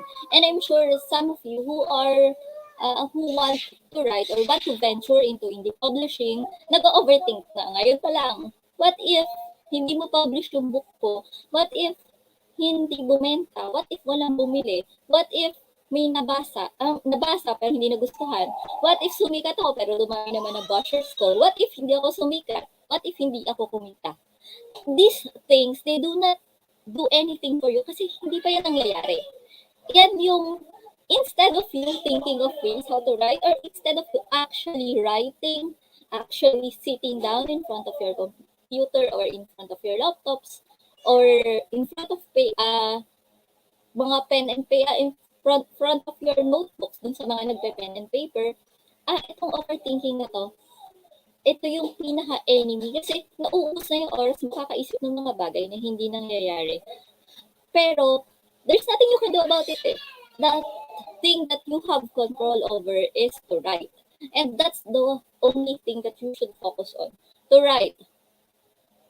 And then this one, ito pa. Yung mga I can't. Hindi ko kaya magsulat ng ganito. Masyadong mahirap to. Hindi ko kaya tumapos ng kwento. Hindi ko kayang pagdating sa romance, hindi ko kaya, di ba, we will be talking about steamy scenes. Hindi ko kaya magsulat ng steamy scenes. Hindi ko kaya magsulat ng sex. Hindi ko paano magsulat, hindi ko kaya. So, these things, kasama ng overthinking, ito kasi lalo, yung pag mababa self-esteem mo, hindi ka, kahit yung characters mo, hindi niya makuha yung confidence niya. They can't find their foot simply because the author doesn't want them, the author doesn't believe in them. So, ganoon din yun. Kailangan mo maniwala sa sarili mo na kaya mo. So, this is a matter of, hindi to blind. Pwede na rin, kahit paano, ng pakapalan ng mukha. Ano. Pero, this is not a blind kind of confidence. Kasi, ang tawag doon naman, medyo idiocy yun. Hindi pwede yun. You have to build your confidence. And how do you build your confidence? Ito yun. Tutuloy natin. Enemy pa pala to, sorry. So, one enemy is procrastination. So, again, one enemy of writing is procrastination. Ano yung mga lagi natin sinasabi? Gusto ko naman talaga magsulat kaya lang wala akong time. Kaya lang busy ako. Bukas na lang pag hindi na ako busy. Siguro pag natapos ko na itong project na to, siguro pag nakagraduate na ako, siguro pag nag-resign na ako, tsaka magsusulat. No, writing is not something that you do just because you're not busy or just because you have no time. No, writing is para yung pag-ibig, inilalaban yan. Kasi mahirap yan. Hindi yan madali. So, hindi mo pwedeng sabihin na bukas na, mamaya later. No, you have to start writing now. Now is the time for you to start writing. Stop procrastinating. And actually, kunin nyo na yung mga PC nyo, no? Balaking sa akin, mag-type na kayo ng mga titles. Na gusto nyo or mag-pre-writing na kayo. Kasi that's the best way to start writing. Now is the time to start writing. So, ngayon, what are the ways for you para maiwasan yun? Procrastination, yung self-doubt, at saka yung overthinking. Ito, try mo yung free writing. Ang free writing, yung sulat ka lang ng sulat. This is, you start with, for example, you start with a concept that you want, or you start with a plot, or your summary that you want, you are excited about, or you have been imagining it for a long time. Sulat mo lang. Wala tong kahit hindi mo lagyan ng period, it doesn't matter. Hindi kailangan grammatically correct, hindi kailangan maaganda ang sentence construction. What is the purpose of free writing? The purpose of free writing is for you to push your boundaries. Kasi minsan, pag nagsusulat-sulat ka lang, try nyo minsan, parang nagsusulat-sulat ka lang, biglang napupunta ka na kung saan may dumadating na idea. So, you're going to push your minds, you're going to push your brains, and push yourself. Yun ang purpose ng free writing. Hanggang sa makita nyo ano yung kaya nyo isulat, hanggang saan ano yung idea na nagsumulpot na parang pwede pala to. parang tingin ko kaya ko nang isulat to. Kasi, again, if you don't start, wala kang magagawa eh. Hindi, ideas won't come to you naturally. Sometimes it will come to you, pero idea lang siya. Hindi mo siya mapuplot. Iba ang plotting, iba ang ideas. Okay? And then, write what you know. Ito, isa sa mga sakit eh. Actually, isa yung sa mga sakit ng mga writers, lalo na yung mga sobrang excited, no? Na magsulat. I know, I can understand where the excitement is coming from. I can understand kung yung mga gustong magsulat talaga gustong ma-publish. Ang sakit nila is they are writing things that they have little to no knowledge about. So, anong nangyayari, pilit na pilit yung kwento. Also, alam mo yung, for example, ito ha, hindi lang to applicable sa romance, pero sa romance kasi, more on that later, pero sa romance kasi more on character driven tayo. So, magsusulat ka ng doktor, sasabihin mo yung character, yung lalaki, doktor siya, or billionaire. Sorry, katulad ng sinabi kanina, yung lesson natin, no? Yung mga nagbabalak ng magsulat ng billionaire trope, billionaire, sasabihin mo billionaire siya, but you don't know how they work. Dun sa 8 to 5 nila, are you sure that they are working 8 to 5? Ano yung ginagawa nila dun sa working hours nila, sa time nila? Ano ba, naglalakad lang ba? Bumibili ba sila sa mall? Yun ang mahirap sa, sa writing characters. Kasi, hindi mo pwedeng ibagsak na yung character mong babae ay doctor. Pero all throughout the story, wala siyang ginamot. Wala ka nakita nag-prescribe siya, hindi siya nag-prescribe ng kahit ano. Yung character mo, eto, sorry ha, may nabasa kasi ako ganito before. Yung character na guy, he's supposed to be a millionaire. He's supposed to have come uh, from a very, parang, from high society, gano'n. Pero, would you believe, pumunta siya sa mall, tapos bumili siya ng Zagu. Does it make sense? Diba? You're a millionaire, pero pumunta ka sa mall, naglakad ka sa mall para bumili ng Zagu. Imagine nyo ha, I'm not saying na hindi okay sa Romas bumili ng Zagu. Of course, okay lang yun. Kasi, lalo na if we want to write realistic romance. Ang problem ay you can't imagine someone na ang bibilhin sa mall, tapos millionaire siya. Supposedly, ang dami niya sports car. Pero ganun, diba? It doesn't make sense. So, write what you know. And also, don't try to write everything at once. I understand, lalo na dun sa mga gusto ma-publish. Ang dami yung ideas na nasa isip nyo. Kasi, naipon yan eh. For a long time, you wanted to write and be published. For a long time, it was your lifelong dream. So, ang ginawa mo, hinalo-halo mo na, katulad ng pag-usapan kanina, pinasok mo lahat ng tropes na alam mo, nagkahalo-halo na siya. No, ang problem doon, as a reader, di mo alam kung saan mag-focus yung dalawang characters. Nakakalito yun, lalo na kung insert ko lahat. So, pamili ka lang. Maganda, 1 or 2 ideas lang, or 2 problems. Huwag mo namang pasan na ng character mo yung buong mundo. Wow, naman. Parang yung dalawa, hindi na nagkatuluyan kasi kung ano nangyaring masama sa kanilang dalawa. Ano yung parang para Clara lang yung dating, diba? Again, write what you know, what you are comfortable with. Kasi I'm sure, and I know for a fact that your readers and your future readers will get it from that na hindi mo alam ang sinasabi mo. Kasi matatalino na ang readers ngayon. So, kapag alam nila na hindi ka knowledgeable about a certain thing, papakita yun sa work mo. And we don't want that. Alam niyo kung bakit? Kasi once na-publish na yung books na yan, wala na balikan yan. Yan na yun. 10 years from now, makikita mo yung libro mo, tapos makikita mo lahat ng sinulat mo na inconsistent and mali yung information. Ikaw din. Ikaw din maiinis. Maiinis mo sa maiinis na yung readers mo. Maiinis ka din sa sarili mo kasi bakit mo sinulat yun? Sana nag-research ka na lang muna, diba? Okay, so again, try free writing and write what you know. So, For the second part, I will guide you on, no, I will give plot points on how to write nakakakilig and steamy scenes. So, bakit kailangan yung nakakakilig at saka steamy? Kasi nasa romance tayo. Again, romance is different from a love story. Love story, usually bibigyan ko kayo ng example ng love story. Sa English, I I am ashamed to admit that English romance are not my cup of tea.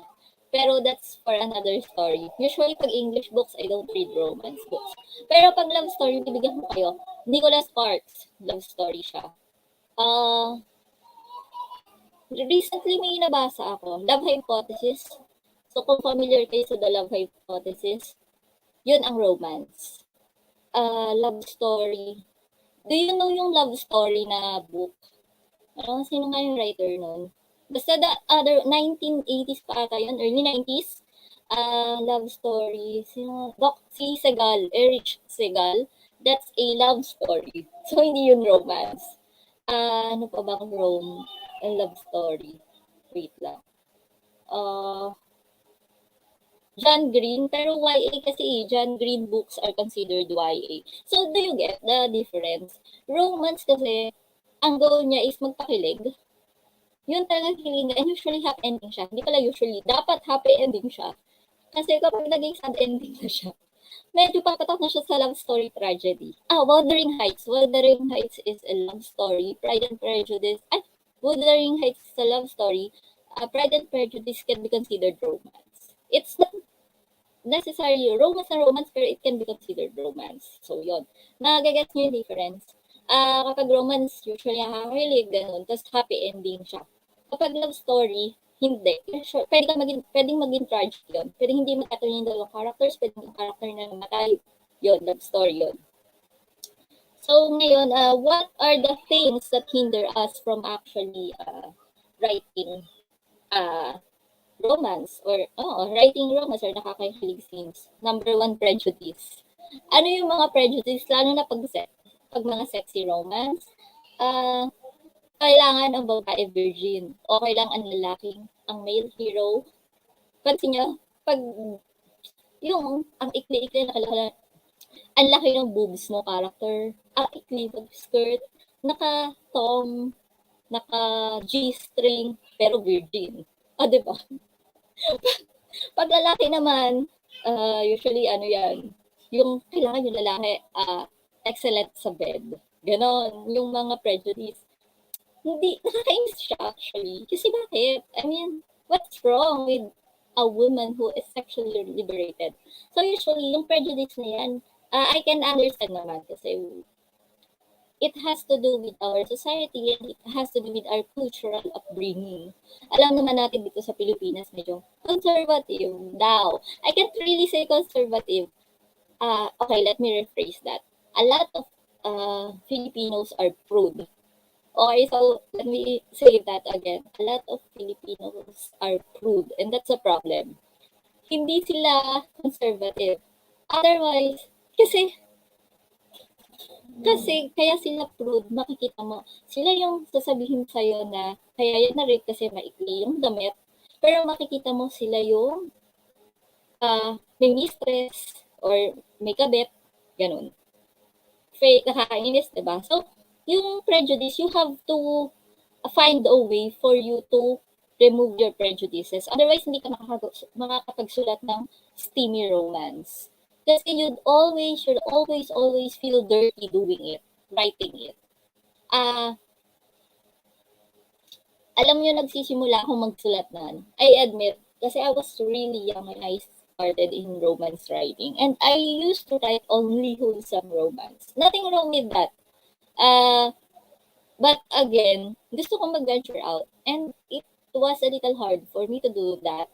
And ang kinailangan, kasi ang dami ko ding prejudices. Katulad lahat ng sinabi ko sa'yo, applicable sa inyo, applicable din sa akin ng araw. Sobrang dami kong misconceptions about sex, about romance, about how two people should love each other. Kailangan wholesome lang, kailangan virgin pag ikinasal. Okay lang yung lalaking hindi virgin ikasal, pero yung babae dapat virgin ikasal. Bakit? Anong meron, again, anong meron sabihan ng asawa ko? Anong meron sa virginity ba? I mean, nabebenta ba yan? Bakit kailangan virgin ka? I mean, there's nothing wrong if you are protecting your, if that's your stand. There's nothing wrong kung ikaw yung tao na hindi ka magpapakasal. Hindi ka makikipag-sex hanggat hindi ka kasal. But again, you are writing kasi. And you will not grow if you won't go out of your comfort zone. It doesn't mean that you will write it is you will do it na. Hindi naman ganun yun. Again, writing is a free world. That's a good thing about it. You can be anything you want. Again, writing is a free world where you can be anything you want to be. And just take this chance to do it, to be anything you want to be, di ba? So again, research. So ano yung problem kung bakit tayo may prejudices ulit at bakit nahihirapan tayo magsulat na nakakakilig at saka ng mga sex scenes? Kulang tayo sa research. Paano po pag wala akong boyfriend? Paano ako mag-research? Magbasa ka. Ito. Sabi ng dati kong publisher, iba magsulat ng sex scenes sa mga single at not in a relationship kaysa dun sa mga in a relationship na. Oo, iba sila. Kasi iba yung mga nasa romance novels. Iba yung tunay na buhay. And your goal is to make everyone believe that you know what you are talking about. So how do you do that? You research, you read a lot of books, you read, not necessarily kailangan ito. Ang problem na kasi, if kulang ka sa research, kung ano yung ito, ang nire-research mo, ano yung terms that you can use without sounding crude or vulgar. Yun. Yun yung aalamin mo ngayon, kung seryoso ka. Ano pa ba? Ayaw mo naman magtunog abante at serex yung binabasa ng readers mo, diba? You don't want that kasi we are not writing porn. Magkaiba yun. We are not writing erotica. Magkaiba yun. We are writing romance na may sex scene. So, do your thing. Mag-research ka. Kung makabasa ka ng again, iba ang erotica, iba yun. Iba talaga yun. Ito, we are just writing romance with sex scenes. So, do your research. And then, foreplay is key. O, diba? Gusto nyo yan? Hindi masaya. Just like in real life, hindi masaya ang sex nang walang foreplay. Bakit? Kasi ang goal ng foreplay, lalo na sa steamy romance, lalo na sa pagsusulat ng steamy romance, is not for the characters to do the thing. No. Hindi yun masaya. Kasi pilit na pilit. Ang foreplay kasi, you have to build the tension. Umpisa pa lang, i-build mo na yung tension nila. There are a lot of ways for you to build the tension in conversation. Minsan yung love-hate relationship, pero gandang-ganda si kuya kay ate, or the girl is, yun, bahala ka na. Personally, kung hindi ko masyadong gusto yun, personally, I'm not a fan of abs. True, pero you'd see that in a lot of romance novels, for some reason, ako lang to ha, gusto na mga babae ang lalaki may abs. Kasi bagay, mahirap nga naman din isulat na desirable yung pattern na guy kung may dad bod. Pero, yun nga, i-build mo yung tension. Every time makikita sila, hindi naman kailangan naghahawak. Walang ganun. Minsan, sa tingin lang yan. Minsan, nag-uusap lang. Ma-feel na tension. And then, once dumating ka na sa sex scenes, that will be inevitable. That will just be the final straw. Kasi nangyari na lahat dito sa start. Na-excite na yung leaders mo. Na-excite na yung character mo. Yung sex, inevitable na lang siya. Kapag hindi mo na-feel na ganun, na parang the sex scene is inevitable, what do I mean by that? Yung, alam mo dun lang siya pupunta. Kasi na-build mo na eh. Hindi pwede yung nag-uusap lang sila, tapos first date nila, tapos biglang nag-sex na sila. Saan ang galing yun? That's one of the pitfalls of writing a sex scene. Yung biglang nandyan siya, kahit wala kang na-feel as a reader na may sexual tension. gawin mo. Tapos, maganda dito is, use your five senses. Pagsusulat. Again, use your five senses. You are the writer. Put your, put yourself into your character. Pagpasok niya ng room, what do they see? What do they smell? Ano yung background noise? Ano yung music? Ano yung nararamdaman nila ng time na yun? Mainit ba or malamig ng room? That's one way to build attention. Hindi yung automatic pagpasok ng room, tsaka na wala. Di ba? Hindi siya masaya. Hindi siya exciting. Just because you are writing sex doesn't mean you have to force it. Kung hindi naman kailangan, huwag mong isulat. Kung ang goal mo nung umpisa ay magsulat ng romance at magsulat ng sex scenes, romance na may sex scene, kaya it doesn't work for you eh. Kasi huwag mo ipilit. Kailangan kasi yung sex, may puntahan siya. Hindi pwedeng nag-sex doon yung dalawang character and then natapos na doon. Hindi pwede yun. Kailangan there's a power play. Sex is a way to another plot point. Kailangan pagkatapos nun may mangyari pang isa. Hindi pwedeng nag-sex lang sila tapos wala na, iwan mo na lang. Hindi pwedeng ganun.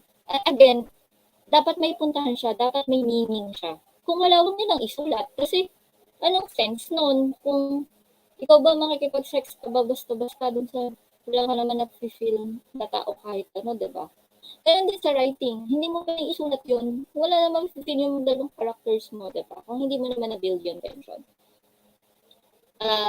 Eto, use the sex as a way to build the relationship of the character.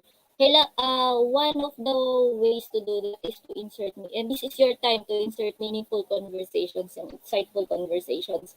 Huwag tayong tumulad. Sorry sa mga fans, pero huwag tayong tumulad sa 50 Shades of Grey na every time may sex scene. Sabagay, 50 Shades of Grey naman kasi is considered erotica. Pero, huwag tayong tumulad sa every time nagsisex scene sila. Wala na silang ginawa kundi mag-moan and ayun na yun, wala na sila na pag-usapang meaningful. I mean, if that's your thing, okay lang naman. Kasi I'm sure may magbabasa pa rin naman. Pero mas exciting at mas maganda ang kwento kung naisisingitan natin ng mga insightful conversation yun. After or before, habang nagka-cuddle. Kasi, again, we are writing romance. We are not writing erotica. We are not writing porn. And then, eto. So, yung katulad ng sinasabi ko, sex is natural. It shouldn't be forced. So, let me expound on the sex is natural. Babalik tayo sa prejudices natin. Sex is natural. Nandyan lang siya. Nangyayari yan. Aminin natin or hindi. I-deny man sa atin na matatanda. May sex na nangyayari kasi otherwise, paano dumami ang population ng Pilipinas? Overpopulated na nga tayo, di ba? Ibig sabihin dyan lang siya. Use it wisely and use it wisely and wag mo siyang ipilit. So, tanggapin mo na may sex. Na nangyayari ang sex happens and consider it as the natural part of life. Kasi talagang mo natural lang ang sex eh. So, ngayon, ibig sabihin hindi papasok yung prejudices mo dyan. Sabihin mo na lang may sex man. At it shouldn't be forced. Kasi ang forced sex is rape. Again, huwag natin ipipilit ha. Forced sex is rape. At hindi yun pwede, lalo pag nagsusulat ka ng romance. There's no such thing as a rape fantasy. What is a rape fantasy? Usong-uso ito nung araw ko. Rape fantasy is the girl, for some reason, the girl, for whatever reason na sinabi sa kwento, she isn't comfortable with having sex with the guy or with the leading man. And then, si leading man, tinutuloy niya pa rin kahit sinabi ni ate na she doesn't want it, o ganon. So, si guy, tuloy pa rin sa foreplay.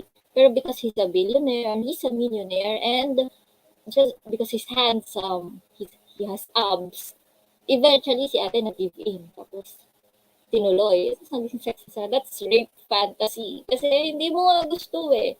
Pero dahil pogi si kuya, biglang gusto na. No, unless, again, rape fantasy doesn't exist outside of the fetishes. May fetish, believe it or not, may fetish na rape fantasy. But that's a different thing. And medyo bordering on erotica na yon. So, hindi pa tayo pupunta doon. Sa romance pa lang tayo. Rape fantasy is, even under the fetishes, is a niche. sobrang niche niya, kakaunti lang ang may gusto nun. Pag sinabi ko niche, hindi din siya ganun katanggap. Hindi din siya ganun katanggap dun sa side ng fetishes. Konti lang kasi talaga yon. So, avoid using rape fantasy. So, again, one way to ensure that the sex happens naturally is to build the tension, the characters. Tension sa start pa lang, build mo na yan, na nagkita sila. Hindi naman kailangan ang tension, sexual tension doesn't always pertain to, alam mo yun, yung katawan. Hindi ganun. Minsan mind. There are people, and I'm sure there are a lot of readers who do not get aroused. Ano tawag natin dyan habang nagbabasa, no? Get aroused. Kasi, I mean, it's part of yung bumibig sa heartbeat mo. Dapat na ano yun, kung nagbabasa kayo, kikilig ka, gano'n. So, parang, most readers, they do not get aroused with the physical. Usually bind sila and conversation. Kung paano yung rapport ng heroine at hero. They don't necessarily have to like always describe na ang ganda ni girl, ang pogi ni guy. Tapos, yun na. Minsan, lalo ako, yung conversation, doon mo makikita yung tension. And then, pagdating ng sex, natural na. Parang, alam mo, doon lang sila babagsak kasi na-establish mo na siya. And then, okay. So, that's it for the writing steamy scenes. And then, we will go with the emotional journey of the characters. So, kanina, pinag-usapan natin plot-driven and character-driven narratives and point. Kung may magtatanong sa akin kung anong point of view, usually third-person point of view ang ginagamit ko pag nagsusulat ako. Pero syempre, feel free to use whatever it is you are comfortable with. So, emotional journey of the characters kasi pag romance, we go with character-driven narratives. So, there are two kinds of narratives, diba? Plot-driven narratives and then character-driven narratives. Usually, ang plot-driven narratives kasi is outside force, yung ano natin, yung outside yung ang nangyayari yung mga bagay-bagay kasi sinulat mo. Kasi gusto ng author na yun yung mangyari, so doon tayo pupunta. So, nagpapalakbo ng kwento yung author. Tapos, usually, yung mga conflicts niyan outside. May barilan, ganun. Outside yun, may kalaban. Yun ang mga plot-driven.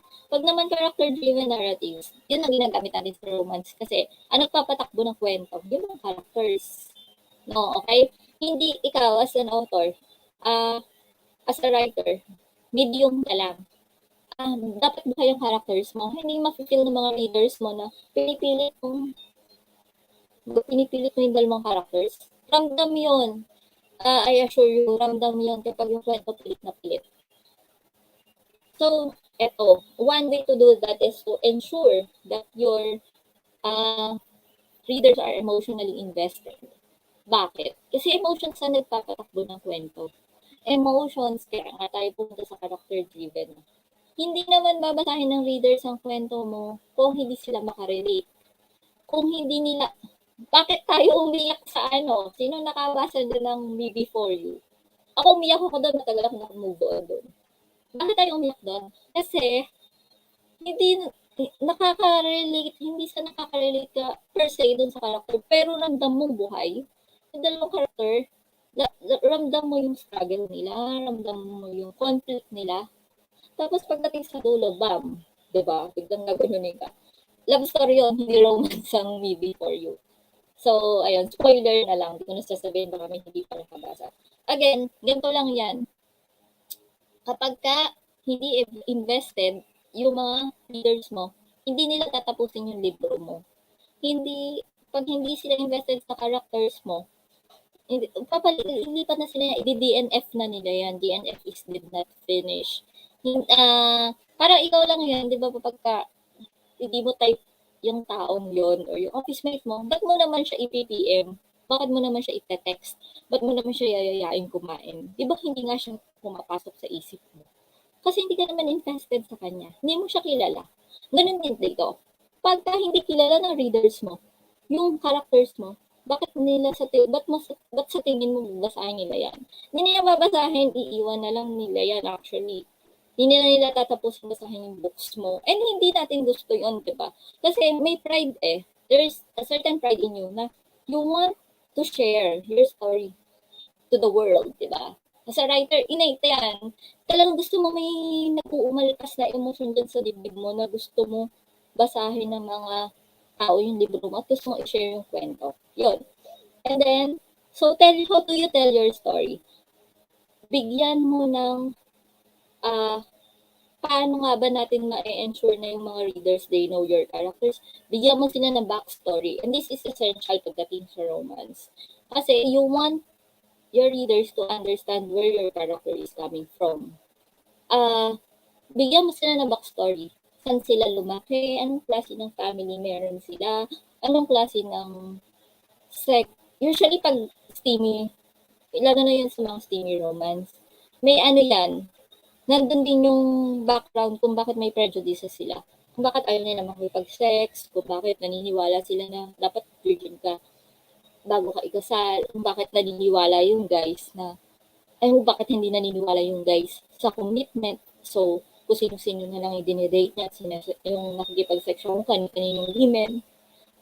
Yun ang point nun. Bigyan mo sila ng backstory.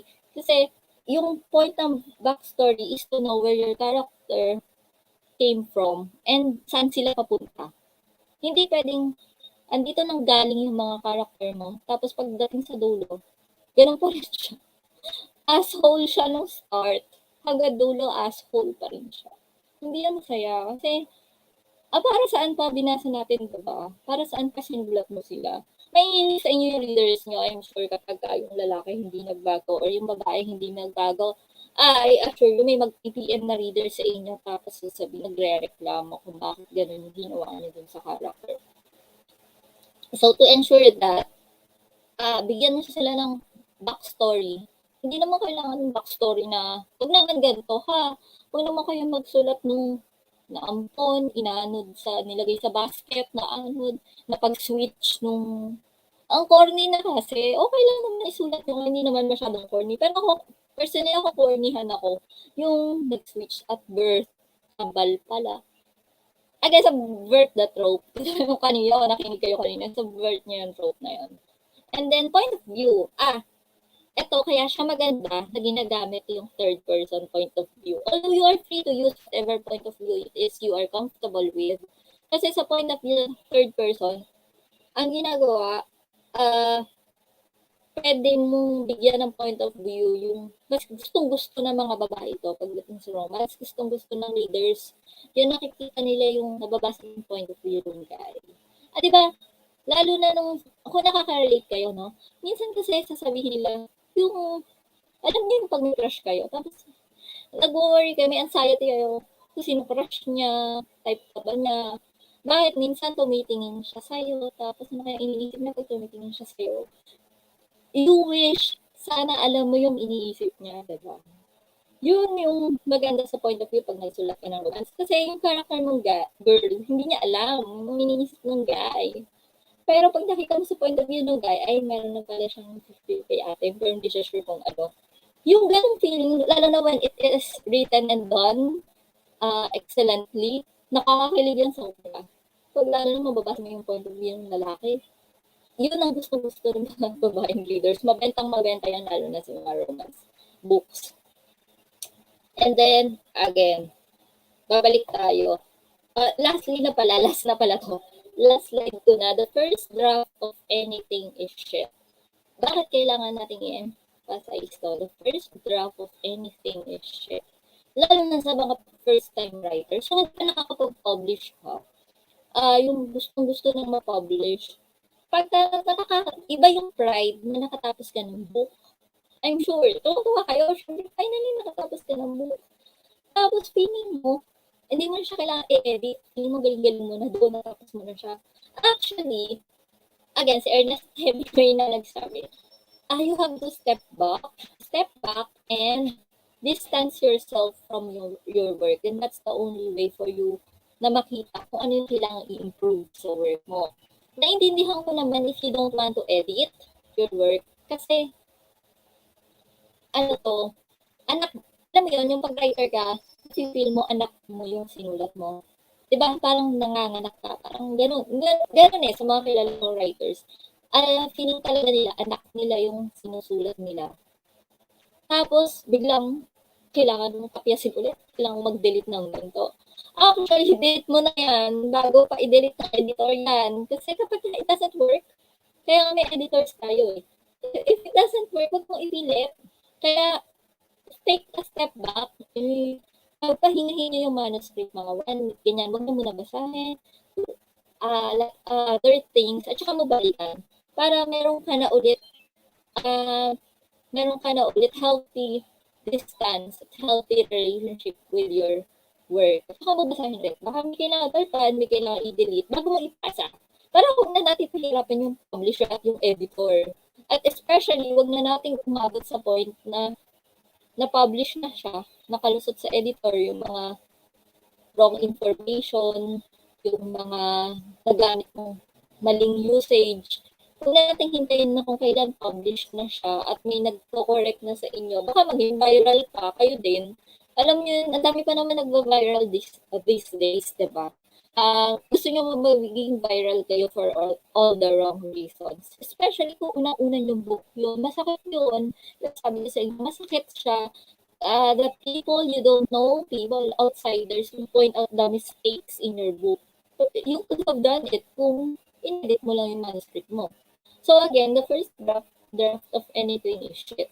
So make sure before you publish, before you submit, na-proofread mo na yan at na-edit mo na. Para minor na lang pagdating sa editor at publisher, minor na lang ang gagawin nila. And pride mo yon kasi alam mo, tama yung information na inilagay mo.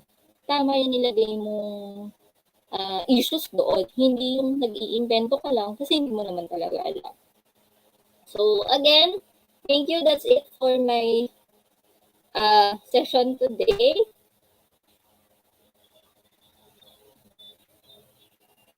There you go.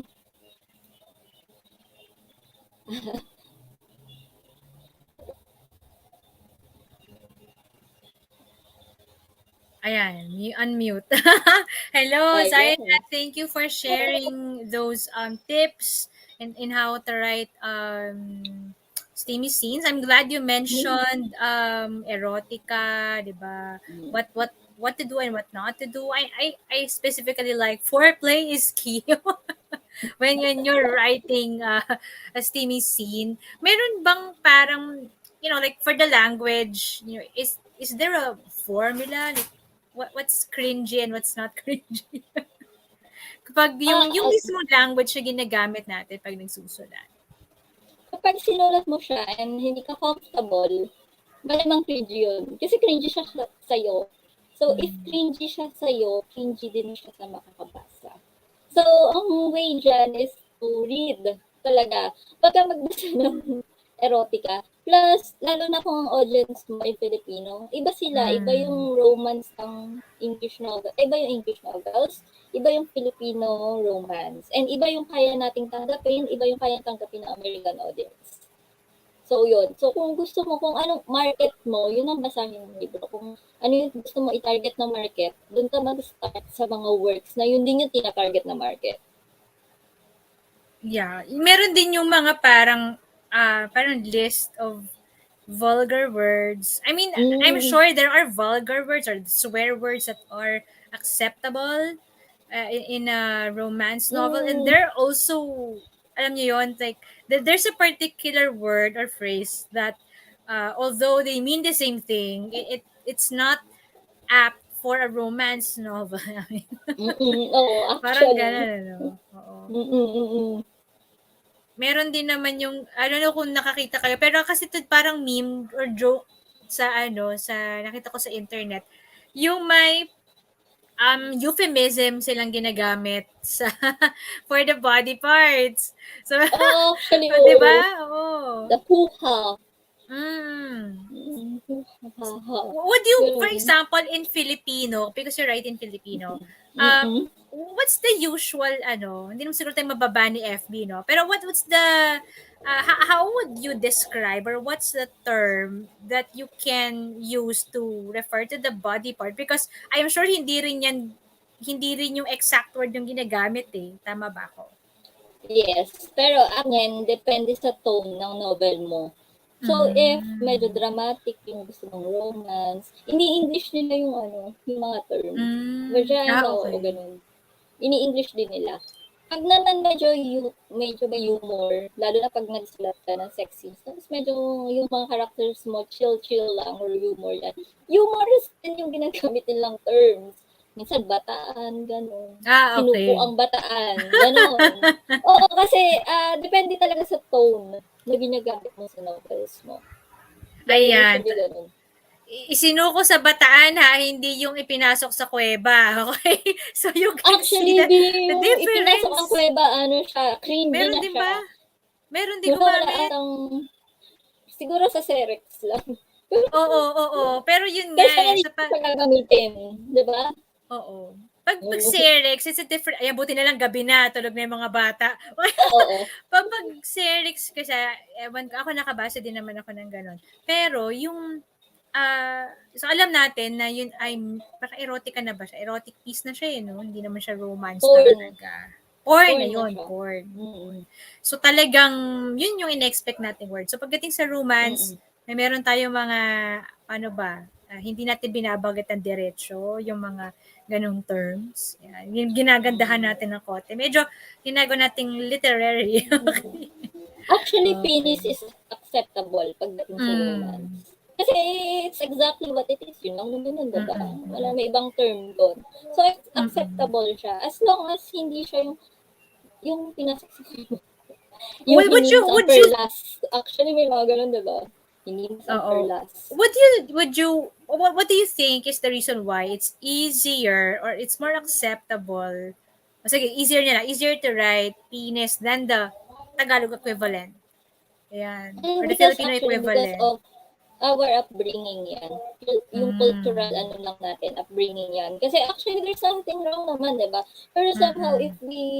if we listen or if we read the equivalent, parang bastos na. Kasi pinalaki Mm. tayong gano'n. Dun sa Mm. society na, di ba, hindi pwedeng sabihin ng bata yan, ang tawag sa iba yung ginagamit sa Mm. lalaki, diba? Mm. Butik, ganun, lizard, ganun ba? Iba-iba. Hindi, so parang we grew up thinking that it's wrong to use those words. Mahirap na siyang kabunin. Kahit Yeah. gusto mo man, mahirap na siya kasi it's a cultural thing. So, Mm. kaysa makipag-away ka, go with the flow na lang, don't use it na lang. Gawin mo na lang yung Mm. iba. Ganun. Mm. May mga nangangahas na nagde-dare na ginagamit 'yon, pero they Mm-mm. fall under literary, not so much on the hindi rin siya Actually, oo, masyado. literally. Ay, yung Mm. literary type ng novel na hindi naman necessarily romance, di ba? Usually, Mm. yung mga tragic, yung mga luwalhati, bautista type ng writing, oo, acceptable yun kasi hindi siya romance. Somehow, Mm. hindi nakakakilig kasi pakinggan, yung mga Tagalog words. Hindi siya for romance writing. Pero pwede siya sa Mm. literary. Ayun.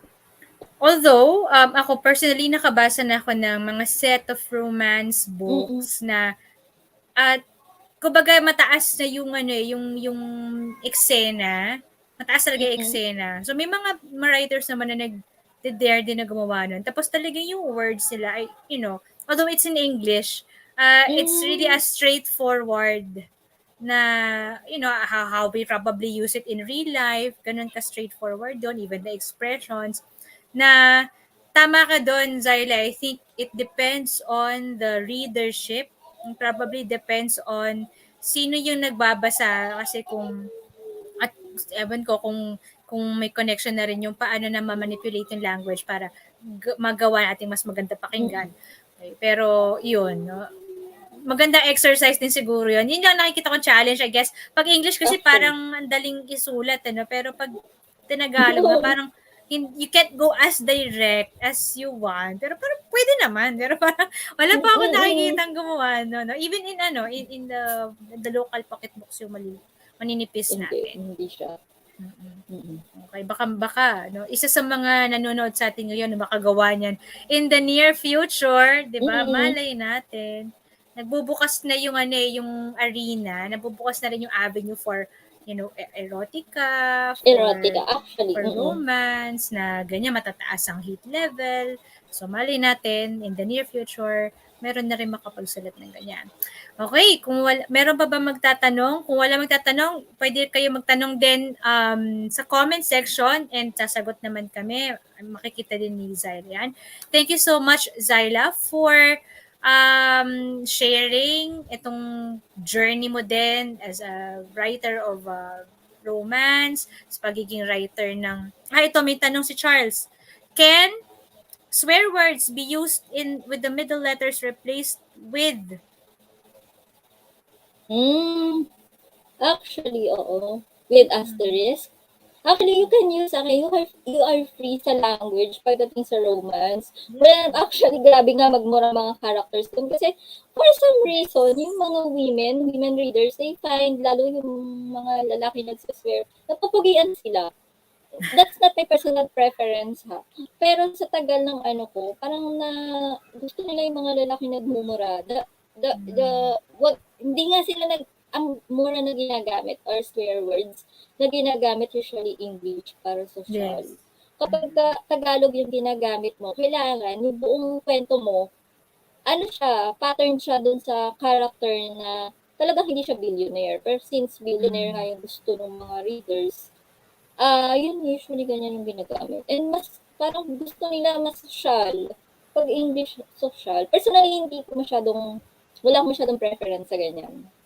Hmm, oo, mga readers gusto nila yan. Pero again, yun yung challenge. Paano mo gagawin yung romance na hindi naman billionaire yung lalaki, pero among lovable pa rin. Diba?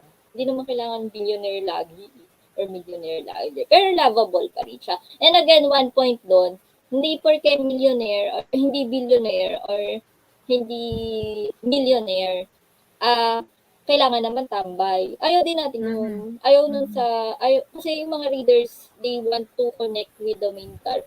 Feeling nila, sila yung heroine. Gusto nila, parang feeling nila dapat possible din na mangyari sa kanila. Tapos yung lalaki mo, tambay lang. Ay, parang hindi mo gusto pakasalan yung gano'n, diba? Yung walang work. Unless meron kang gawing excuse. Again, challenge yun. Kung ma-pull off mo, di ang galing, diba? Personally, wala pa nakikita ang gano'n. Kung walang trabaho yung lalaki. Actually, Charles, kahit hindi sa romance, for example, Janus Silang, I'm gonna mention Janus Silang is a YA book, but the swear words are there. They're not even, they're not even censored. So, ano yun, baka depende na lang din yun sa taste mo, tsaka sino ba magbabasa, diba? Pero, ngayon kasi na-accept na yan kasi nga, we want to show what's real. Yan. So, syempre, kung lalo na kung steamy scenes, what is real? Sure ba kayo na nag-English kayo kung ginagawa nyo yon, ha? Diba, that's one thing that you should think about. Okay, what's the language that you use?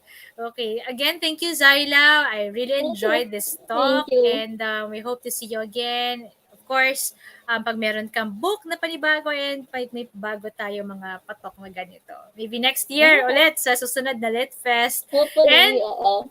to our viewers, ayan, maraming salamat sa pagdalo. We had 2 hours today, pero siksik naman sa impormasyon. And, this is, you get this for free.